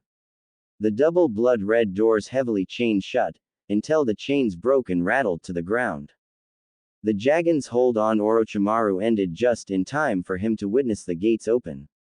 As they did, inhuman wails of pain and suffering echoed through the area along with the stench of blood, burnt and rotting flesh and death. He would have screamed in terror if he could have when he saw a massive skeletal three-headed dog-like monster appear in the doorway eyeing him with glee and blood-stained teeth. The beast had not skin or fur, just bone and raw muscle structure seeping acidic blood as black flames seemed to huff out the monster's nostrils. This Orochimaru is Cerberus. He will be taking you to your new home, in the darkest realms of hell. Enjoy your stay in eternal torment for your sins. Shinigami sneered at the terrified Sannin as he grabbed his neck and Naruto released his chains back into himself. Naruto spared the man one last look of disgusted contempt as he returned to his normal body. Do not fear, hubby Tem, you will not be alone long. I will send other, deserving, souls to join you soon. Now, Shinigami-sama, if you would remove this blight from our presence. He asked as if talking over evening tea. Why, of course, my avatar. Cerberus, enjoy your new chew toy. Shinigami called as he hurled the snake Sannin through the gate. The last thing the others saw was a horrified Orochimaru screaming silently as three massive dog heads chomped down on his body and dragged him down into the brimstone as the doors thundered shut and the chains took their place once again. The massive gate shuddered and then sunk back into the ground, leaving nothing but a long scorch mark on the ground and the echo of the cries of those damned to suffer eternal hell for their sins. Minato suddenly let out a loud whistle. Damn, son, what are you gonna do for an encore? He asked with a grin. Chunin exams, preliminaries begin. An encore, Naruto mused. Not too sure just yet, but I do have a couple more loose ends to tie up. Like that brat, Yukushi and the Jinchuriki Gaara, right? Kushina pointed out. Yeah mom, Gaara isn't actually any threat, I just need to fix his seal and get him to see the brighter side of life again. Kabuto, he's an annoyance at best, though that healing ability of his will make fighting him all the more fun since I can just keep pounding his into the dirt until he runs out of chakra. Naruto answered with a predatory grin. Kushina mirrored the grin. That's my son. Show those bastards why you're never with an Uzumaki. She cheered. Minato and Shinigami sweat dropped. Like mother, like son it seemed. Naruto's grin faded. So, when do you have to go back? He asked, a bit sad at only seeing his parents for such a short time. Shinigami frowned a bit and then sighed. I am sorry, but we must return soon as souls cannot exist on this plane without either an anchor or vessel.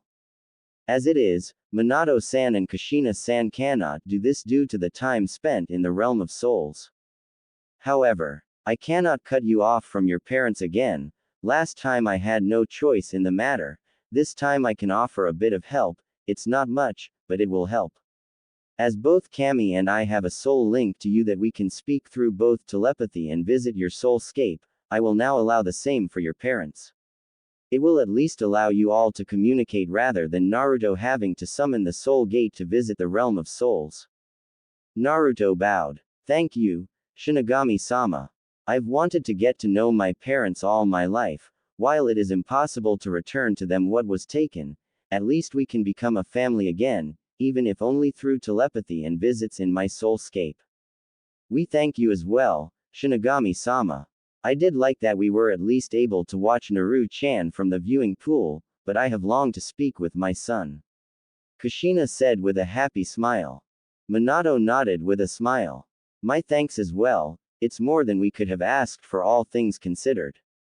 You are all very welcome, our young one here has proven to be more than worthy of this gift.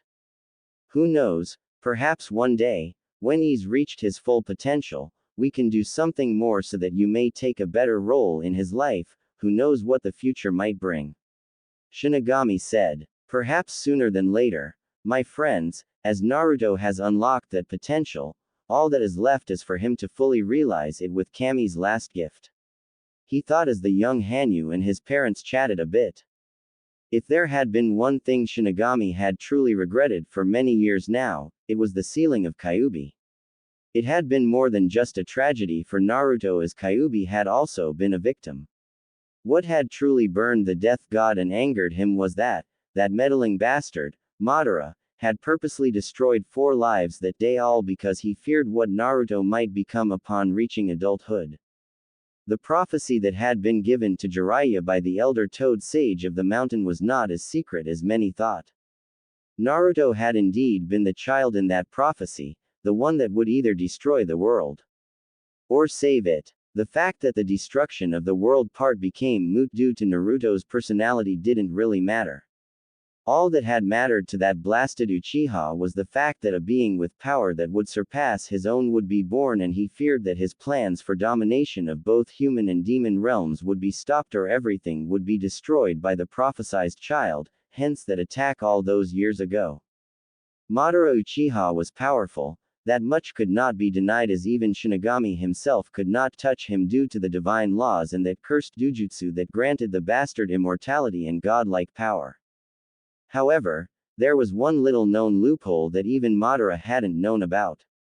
While a human wouldn't stand a chance against him, nor would a Biju due to his ability to control them, a Hanyu was beyond his control and more powerful due to having both chakra and yokai.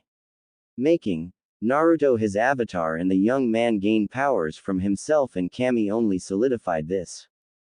While it was true that the timeline had indeed changed and the events with Madara and his little group of criminals could no longer be predicted, Shinigami was certain that Naruto would stop them just as he did the last time, only this time around, there wouldn't be the horrible losses he'd suffered. That wasn't to say that would be Naruto's only challenge. Akatsuki was actually small fry compared to the other group he would eventually face.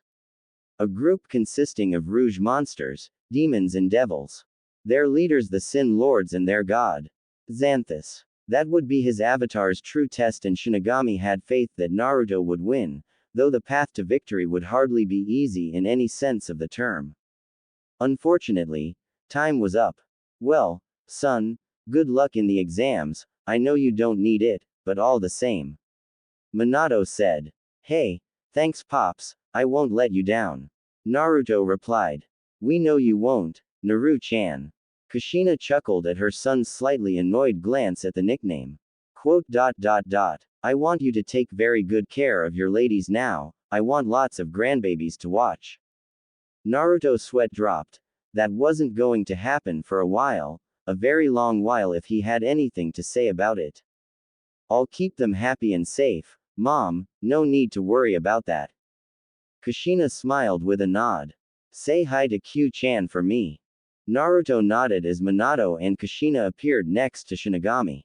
They waved to him as the three faded from sight. The slight smile that had been on Naruto's face fell. That had been the first time he'd seen either of his parents, and he wished they could have stayed just a little longer. Still, he could speak to them whenever he wanted now, and that was better than nothing. Summoning his wings, he looked up into the now late night sky, leapt up and took flight back towards Konoha and the tower within the Forest of Death. He had the preliminary exams in the morning and wanted to be well rested for them. As he flew through the cool night air, he idly wondered if he'd be facing someone different this time, or would it be Kiba again. He hoped it would be someone different, someone fun, someone he could beat the shit out of and not worry about it. Early the next morning, Naruto woke with a slight yawn. He was about to stretch his arms, but found both pinned down. Curious, he glanced down and arched an eyebrow at the masses of pink and black hair pooled around his chest. Now, while it wasn't an uncommon thing for Sakura to do this, especially on missions, it did surprise him that Kin had snuggled up to him as well. Perhaps she had a nightmare about the other day. No one can just get over something traumatic like that so easily, even with medical jutsu helping to ease their mind. He mused mentally as he ran a clawed hand through Sakura's silky pink hair. Naruto still found himself surprised that all these girls were so affectionate towards him. He had truly thought at first he would have to spend a few centuries alone so that his name became nothing more than legend or myth, and then try to establish his life and find mates. With Q-chan returning to him, it had helped greatly, but also the love shown to him by Hinata made him realize that things would truly be better this time. He wouldn't change anything, not even if offered his dream of becoming Hokage in exchange. Sakura let out a cute yawn as she woke up feeling very warm and content as she felt Naruto's hand stroking her hair. She truly loved the level of comfort she had with him. It was due to this level of comfort that neither she nor the other ladies felt any kind of jealousy. Naruto not only treated them all like queens but also helped them grow stronger, much more so than she would have become had she remained a damned fangirl.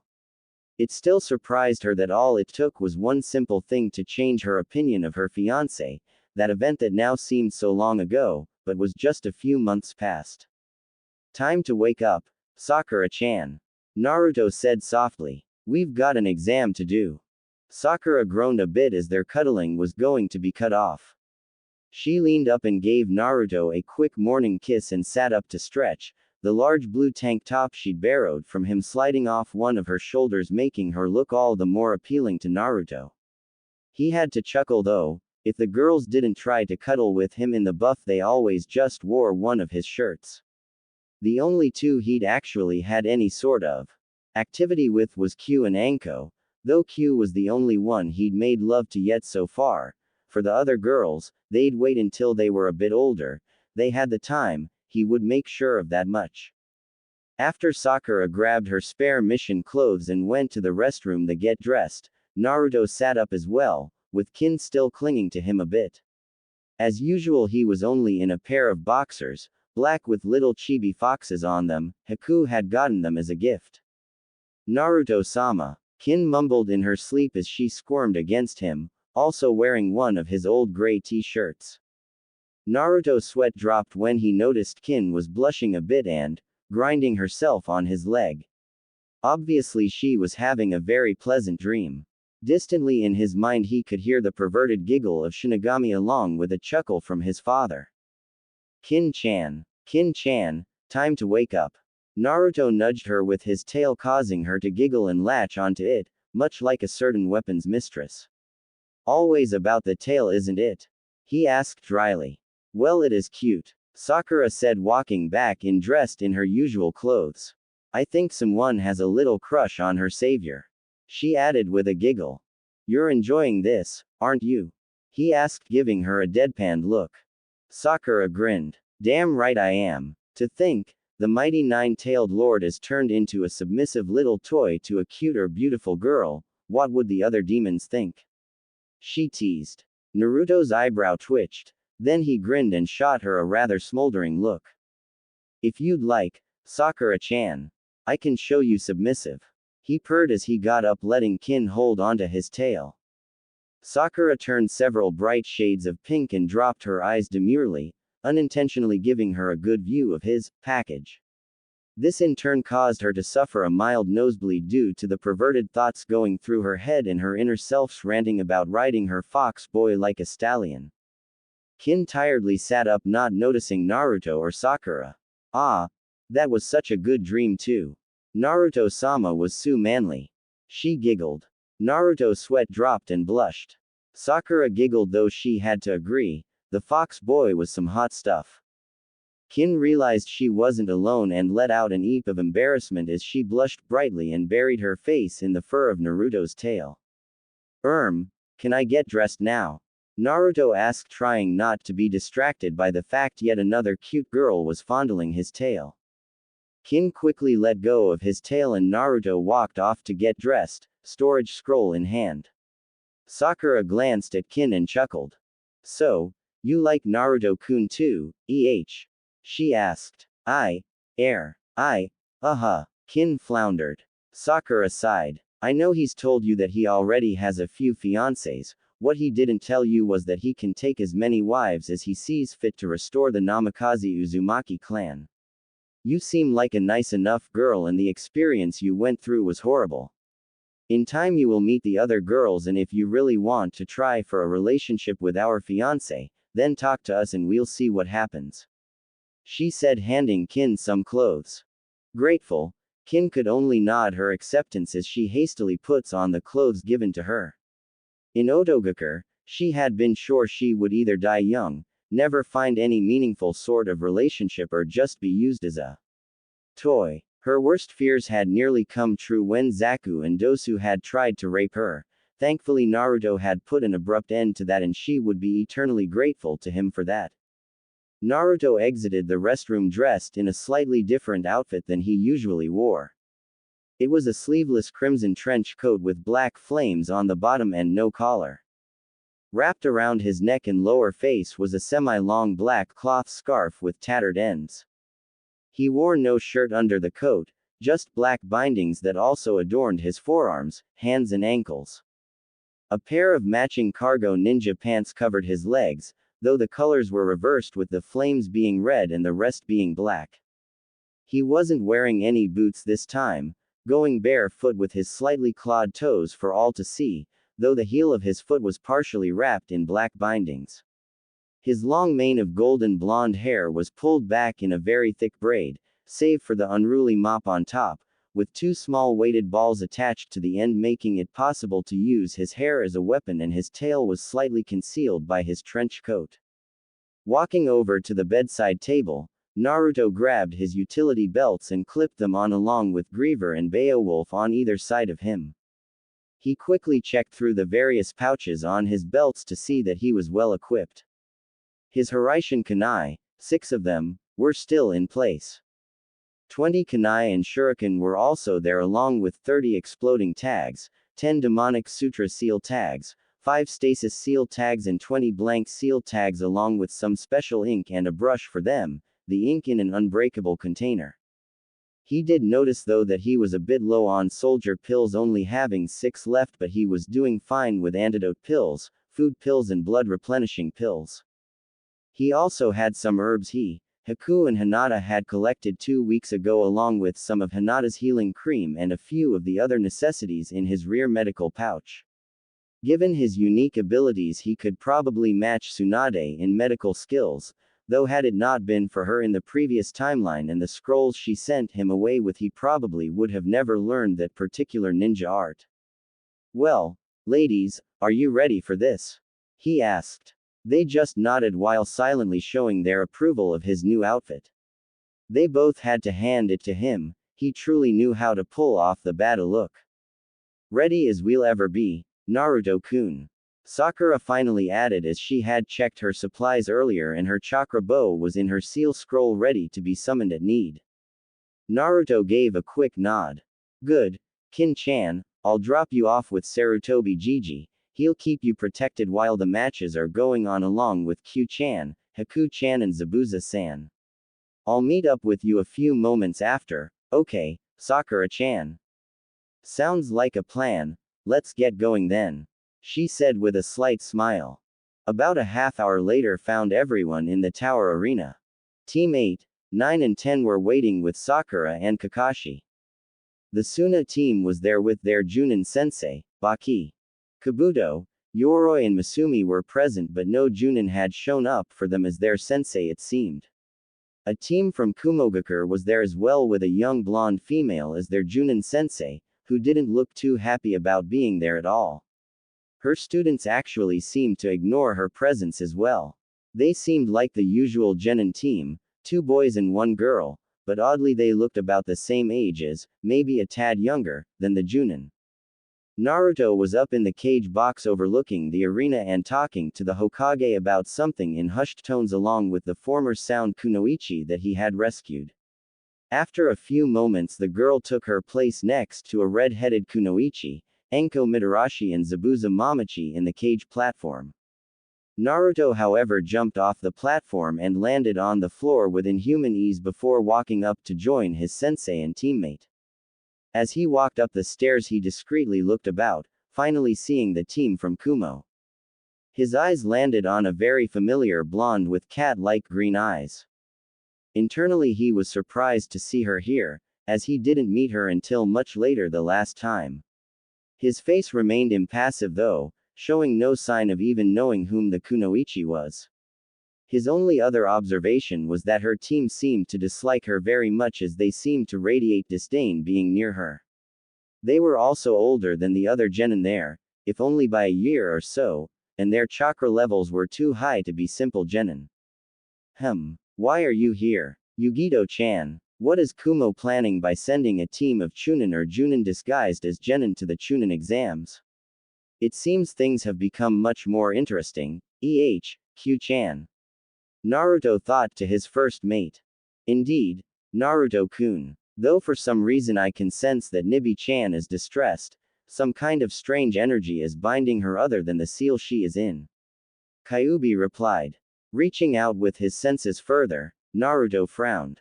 Discreetly activating his Omnigan as he walked, he used his now Byakugan-like vision to look her over and noticed a strange seal between her shoulder blades that let off a sickly aura, similar but different to the cursed heaven seal. In fact, it was almost like the Hyuga caged bird seal. Shit. It seems Raikage Tem placed a mind-body slave seal on Yugito. The seal also seems to be assimilating Nibi's chakra as well and perverting it to cause pain instead of heal or aid her host.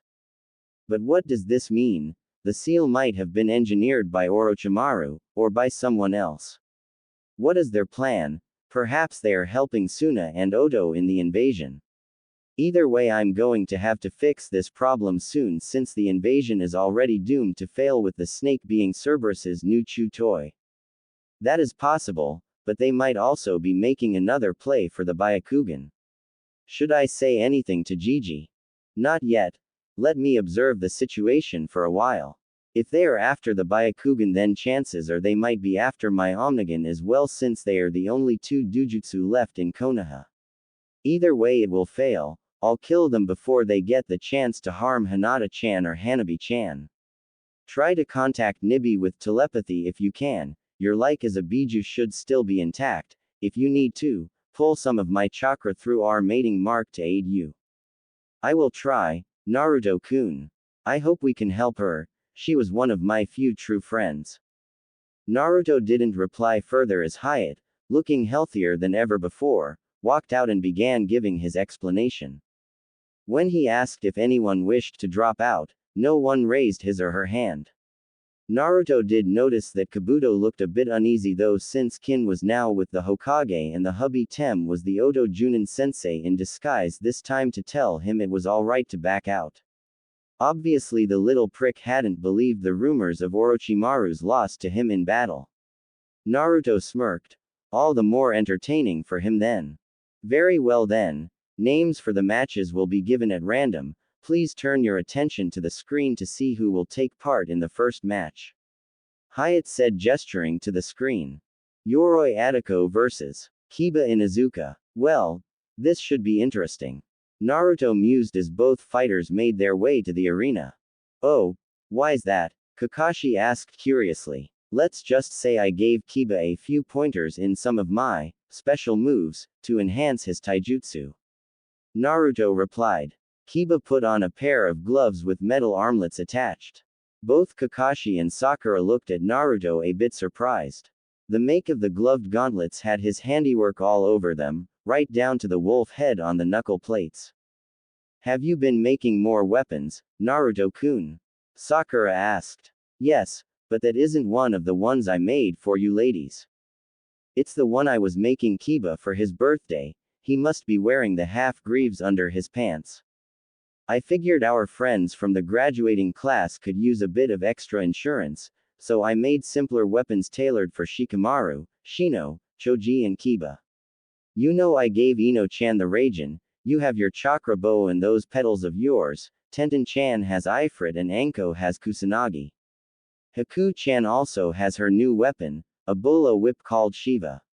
I'm still tinkering with some projects for Lee, Neji and Kakashi-sensei. He answered. Kakashi blinked. Me. Yeah. Figured you might like a sword, if you want.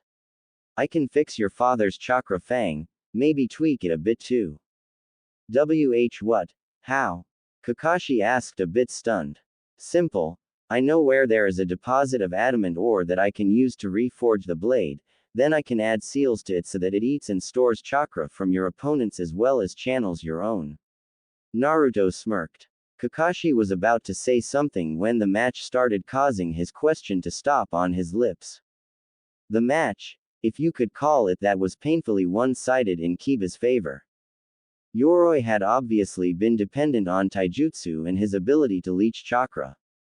Kiba on the other hand showed better skill in the Inuzuka clan taijutsu as well as the use of his new toys Naruto had given him, which was discovered that once a bit of chakra was channeled into them a Tonto-length blade slid out and locked in place from the armlet. That combined with the Inuzuka piercing fang move refined with Naruto's piercing cannon drill move, dubbed the drilling fang, well. Yoroi would be lucky to ever walk under his own power again. Kiba strutted back up to his team happily but not before thanking Naruto for the new weapons. The match that followed Masumi Tsurugi against Kankuro, it was the same as it was the first time around with Kankuro winning the match with his puppet crow. In all honesty, Naruto had to fight the urge to sleep during the match.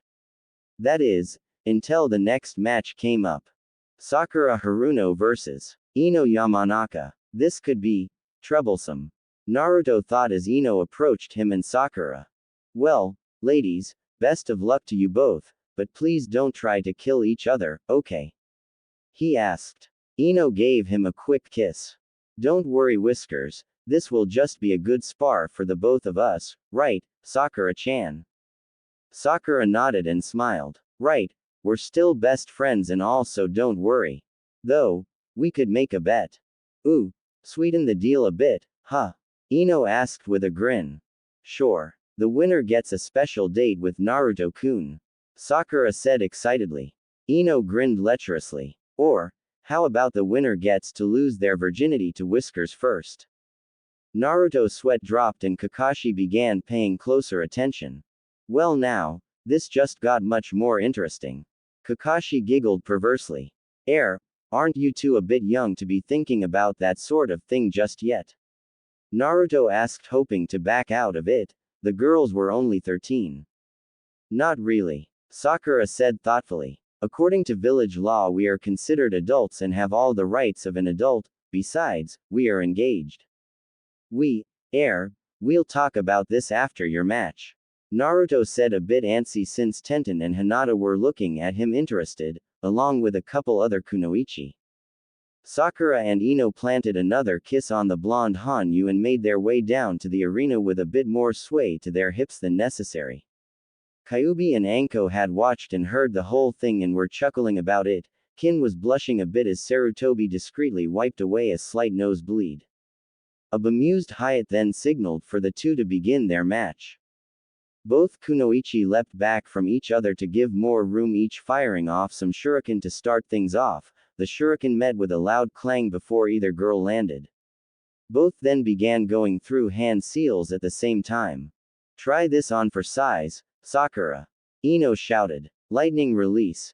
Digger bolt jutsu. Ino slammed her hand down on the ground as a strong surge of electricity snaked towards Sakura. Nice try, Ino. Earth release. Mud encampment wall jutsu. Sakura spat out a large amount of mud that covered her like a half-dome, stopping the lightning bolt as she did another set of seals. Earth release. Stone spiker jutsu. 8 large shards of hardened mud turned stone lanced out of the wall right towards Ino. With cat-like grace, Ino dodged several of the spikes as she brought up a chakra shield to block the ones she couldn't dodge.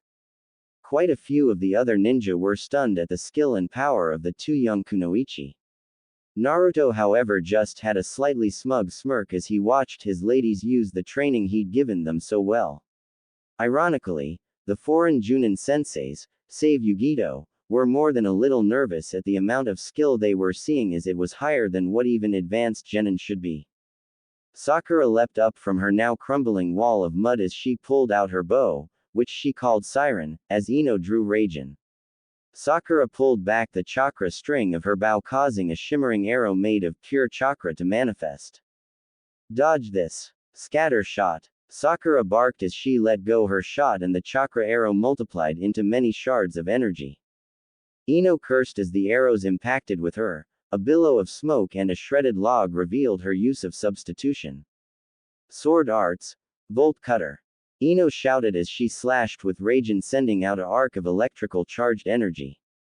Sakura rolled under the attack, barely missing it, and shot up with a raising palm strike that Naruto had taught her from his own style variation of the Jiyuken.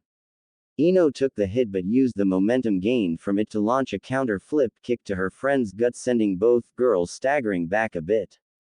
Both kunoichi grinned at each other as they put away their weapons. No need to actually hurt one another that much, it was more or less for a bit of a show to the others. Fist to knockout wins, okay? Ino asked. Right. Let's go, Sakura said, darting forward. As the two kunoichi began what looked like an all-out brawl of impressive skill, the other genin and junin watched. Most of the males were enjoying what was most commonly referred to as a catfight, while the other females were carefully watching the two kunoichi while trying to analyze their moves. Though with the impressive speeds the two were moving, it made it a tad difficult for some that weren't trained to handle high-speed combat yet. Naruto sighed. Looks like Sakura-chan is going to win this one. Really? They look pretty evenly matched to me, kid. Asuma said. I agree with Naruto, Kakashi said, surprising the others. Ino is more ninjutsu based with moderate kenjutsu and taijutsu training. Sakura, on the other hand, has been training almost exclusively in medical arts and taijutsu under Naruto. I myself have only trained her in a few ninjutsu and some genjutsu, but Naruto taught her how to apply anatomy to an infusion of taijutsu and medical arts. Asuma winced as Kurenai spoke up. How is she at genjutsu? She's pretty good. I originally trained her as a support specialist, but she can hold her own as a frontline fighter. Ino-chan can too, but she's better with ninjutsu and some kenjutsu than she is at unarmed combat. Naruto answered. Then I assume that Hinata's taijutsu and ninjutsu levels are your doing? Kurenai asked. Naruto shrugged. Some. Haku-chan has taught her a bit too.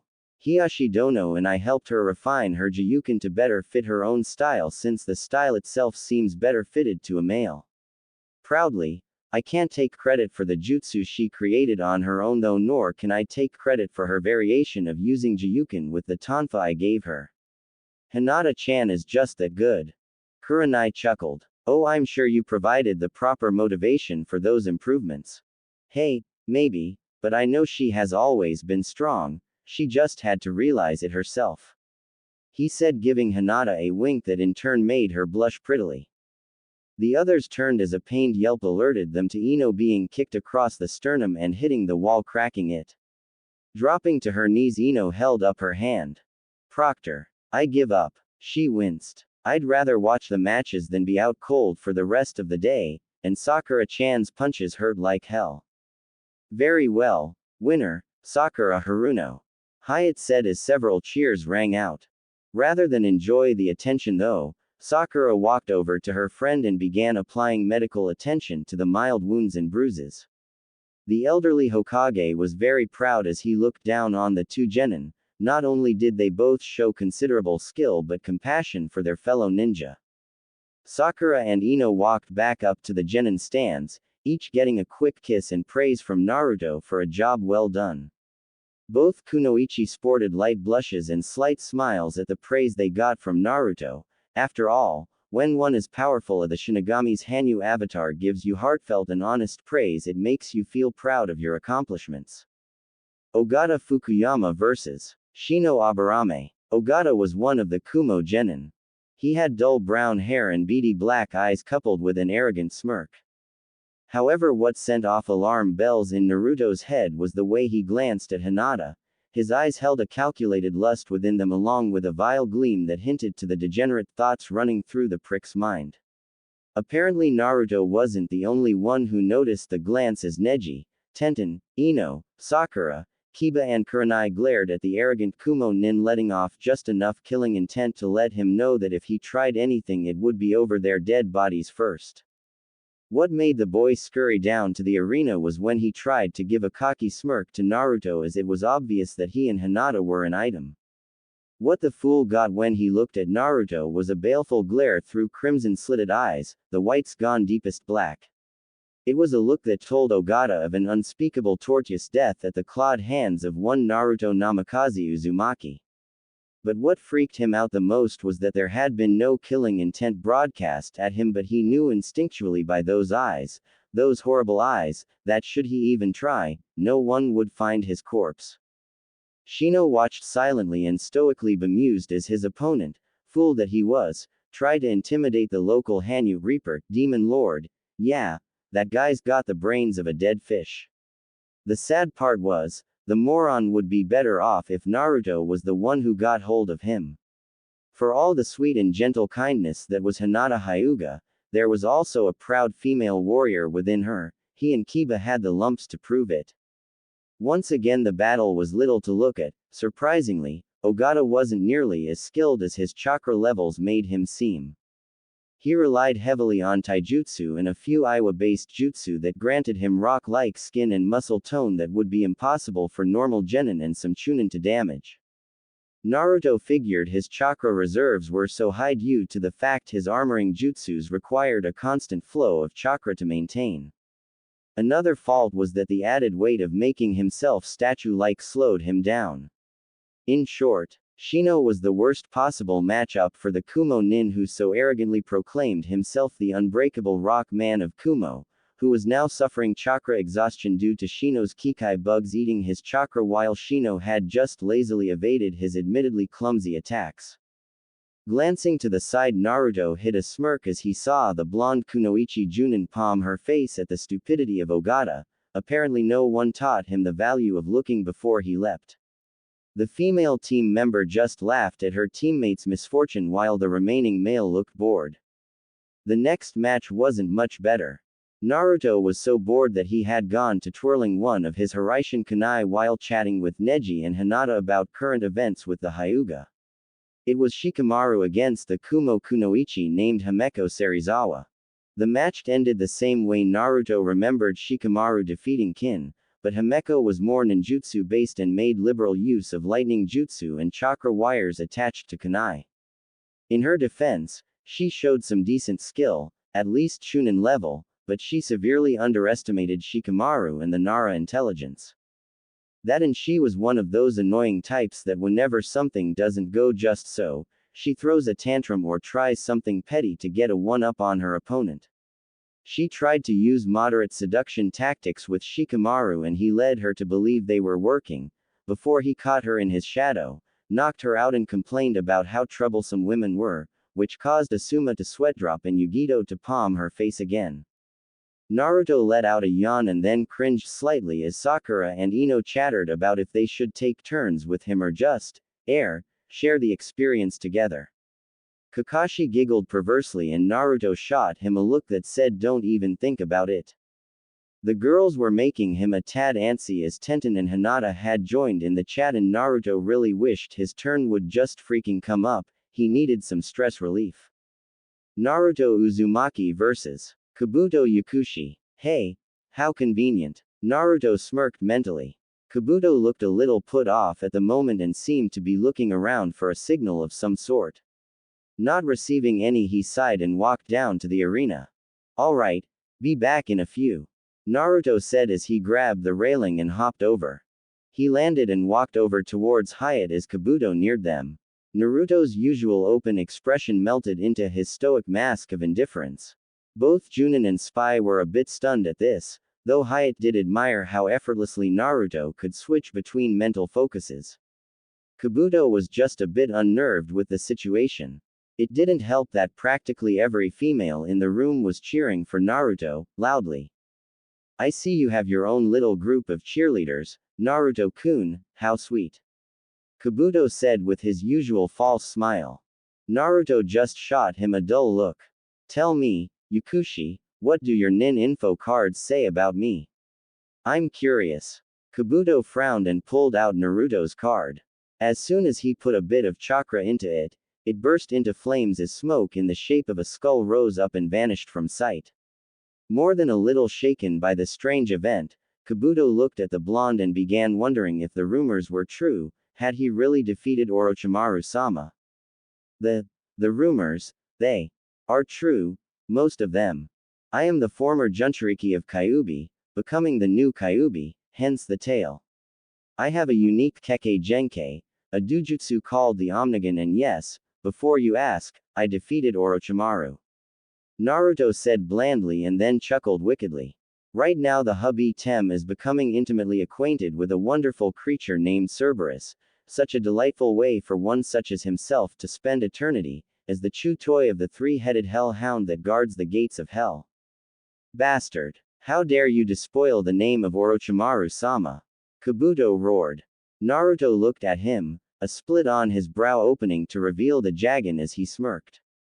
He probably wouldn't need to use it, but the intimidation factor it gave was a nice bonus. Because, little traitor, I can. Naruto mocked. I'll kill you. Kabuto snarled and charged Naruto with medical chakra blazing on his hands. Naruto dodged several strikes that were meant to not only be lethal but also cause a large amount of pain. I'm sure you would, if you could.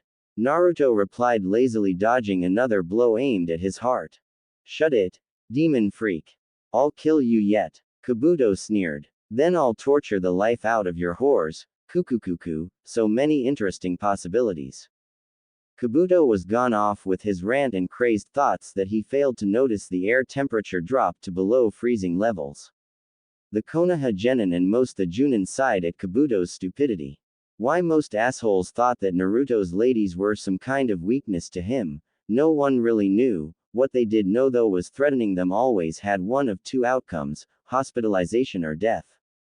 The sudden surge, not a spike but a massive surge, of killing intent forced Kabuto out of his crazed rant and into a stark realization that he'd just pissed off a being with the same power levels as Kyuubi and some obvious skill to back it up, if the now 9 tails flailing behind a rather, ticked off Naruto was any indication. Sarutobi's sweat dropped. Some spy. The fool didn't even consider looking into any of the rumors concerning Naruto. It would seem that Orochimaru's one-track-minded habit passed over to his minions. Oh well. You know, I was just going to play around and humiliate you, now I'm just going to rip you apart. Naruto snarled. Don't blink or you'll miss it. Kakashi said dryly from the stands. Uzumaki's secret taijutsu, pinball of death. Naruto intoned before vanishing from sight. Wa-urk. Kabuto grunted as a fist out of nowhere nailed him in the gut, lifting him from the ground with great force. 20 shadow clones appeared in different points on the arena floor as the original Naruto appeared behind Kabuto, spun around and delivered a bone-shattering kick to the traitor's spine. Those in the stands could only sit and watch stunned as Naruto began a morbid game using Kabuto's body as a ball while he and his clones swatted him around with fists, legs, tails, chains and even a few Rasengan. Kabuto was being hit around at such speeds that his enhanced healing factor didn't have time to heal him, his body was literally a blur of motion between the many Narutos on the ground. Let's finish this. Naruto shouted and motioned to one of his clones. The clone ran over to him as Naruto cupped his hands to give the clone a boost. Shooting the clone into the air, it let loose 2 of its chains as 2 other clones swatted the nearly shattered form of Kabuto at him. Guy, Lee, Neji and Kakashi gasped in shock as the clone wrapped its chains around Kabuto and began spinning at high velocity. Naruto snapped his fingers lazily as the clone and Kabuto began spiraling downwards, Kabuto's screams of terror filling the arena. Final arts, exploding lotus. The clone cried out. Boom mmm. As soon as Kabuto and the clone hit ground, the clone detonated using a combination of the Guken's initial lotus and the clone great explosion. The two hit hard enough to shake the foundation of the tower and erupted in a blast of red-tinted mist, spraying blood everywhere. At Naruto's feet landed a leaf headband, the broken plate falling off to reveal the musical note symbol of Otogakur. Naruto didn't even spare it a glance as he stepped on it, dismissed his clones and walked back up to his fellow genin as if nothing had happened at all. After recollecting his composure, Hyatt shuddered a bit at the sight of the blown-off hand sitting 2 feet from the crater in the floor before clearing his throat. Winner. Naruto Uzumaki. He called out, getting several cheers and quite a bit of clapping. That kid. Such power. He's no mere genin. Yugito thought more than a bit impressed. Agreed. Kitten, and he's quite the handsome kitsune too. Nibi added, causing Yugito to stifle a light blush. Gaara warily watched Naruto return to his friends, Shukaku was dead silent, and if Gaara wasn't mistaken, scared as hell. That in turn scared the holy shit out of him. He noticed his brother and sister weren't much better off, though Tamari did seem interested in the blonde Hanyu. Kankuro was thanking every deity he could think of that he hadn't had to fight Naruto. Baki, their sensei, was stoic as ever, but a slight trembling in his hands told the pure fear he was holding back. It was obvious to them now, the sound invasion was doomed to fail. This one boy had taken out two of their greatest allies in the planned invasion and did it like it was a mere annoyance. The bright light at the end of the tunnel that the Suna siblings could see was of Naruto's offer to fix Gaara's seal. With the display of power and skill he'd just shown, not even bloodthirsty Gaara had any intentions of harming a Konoha nin, lest he end up like Orochimaru and Kabuto.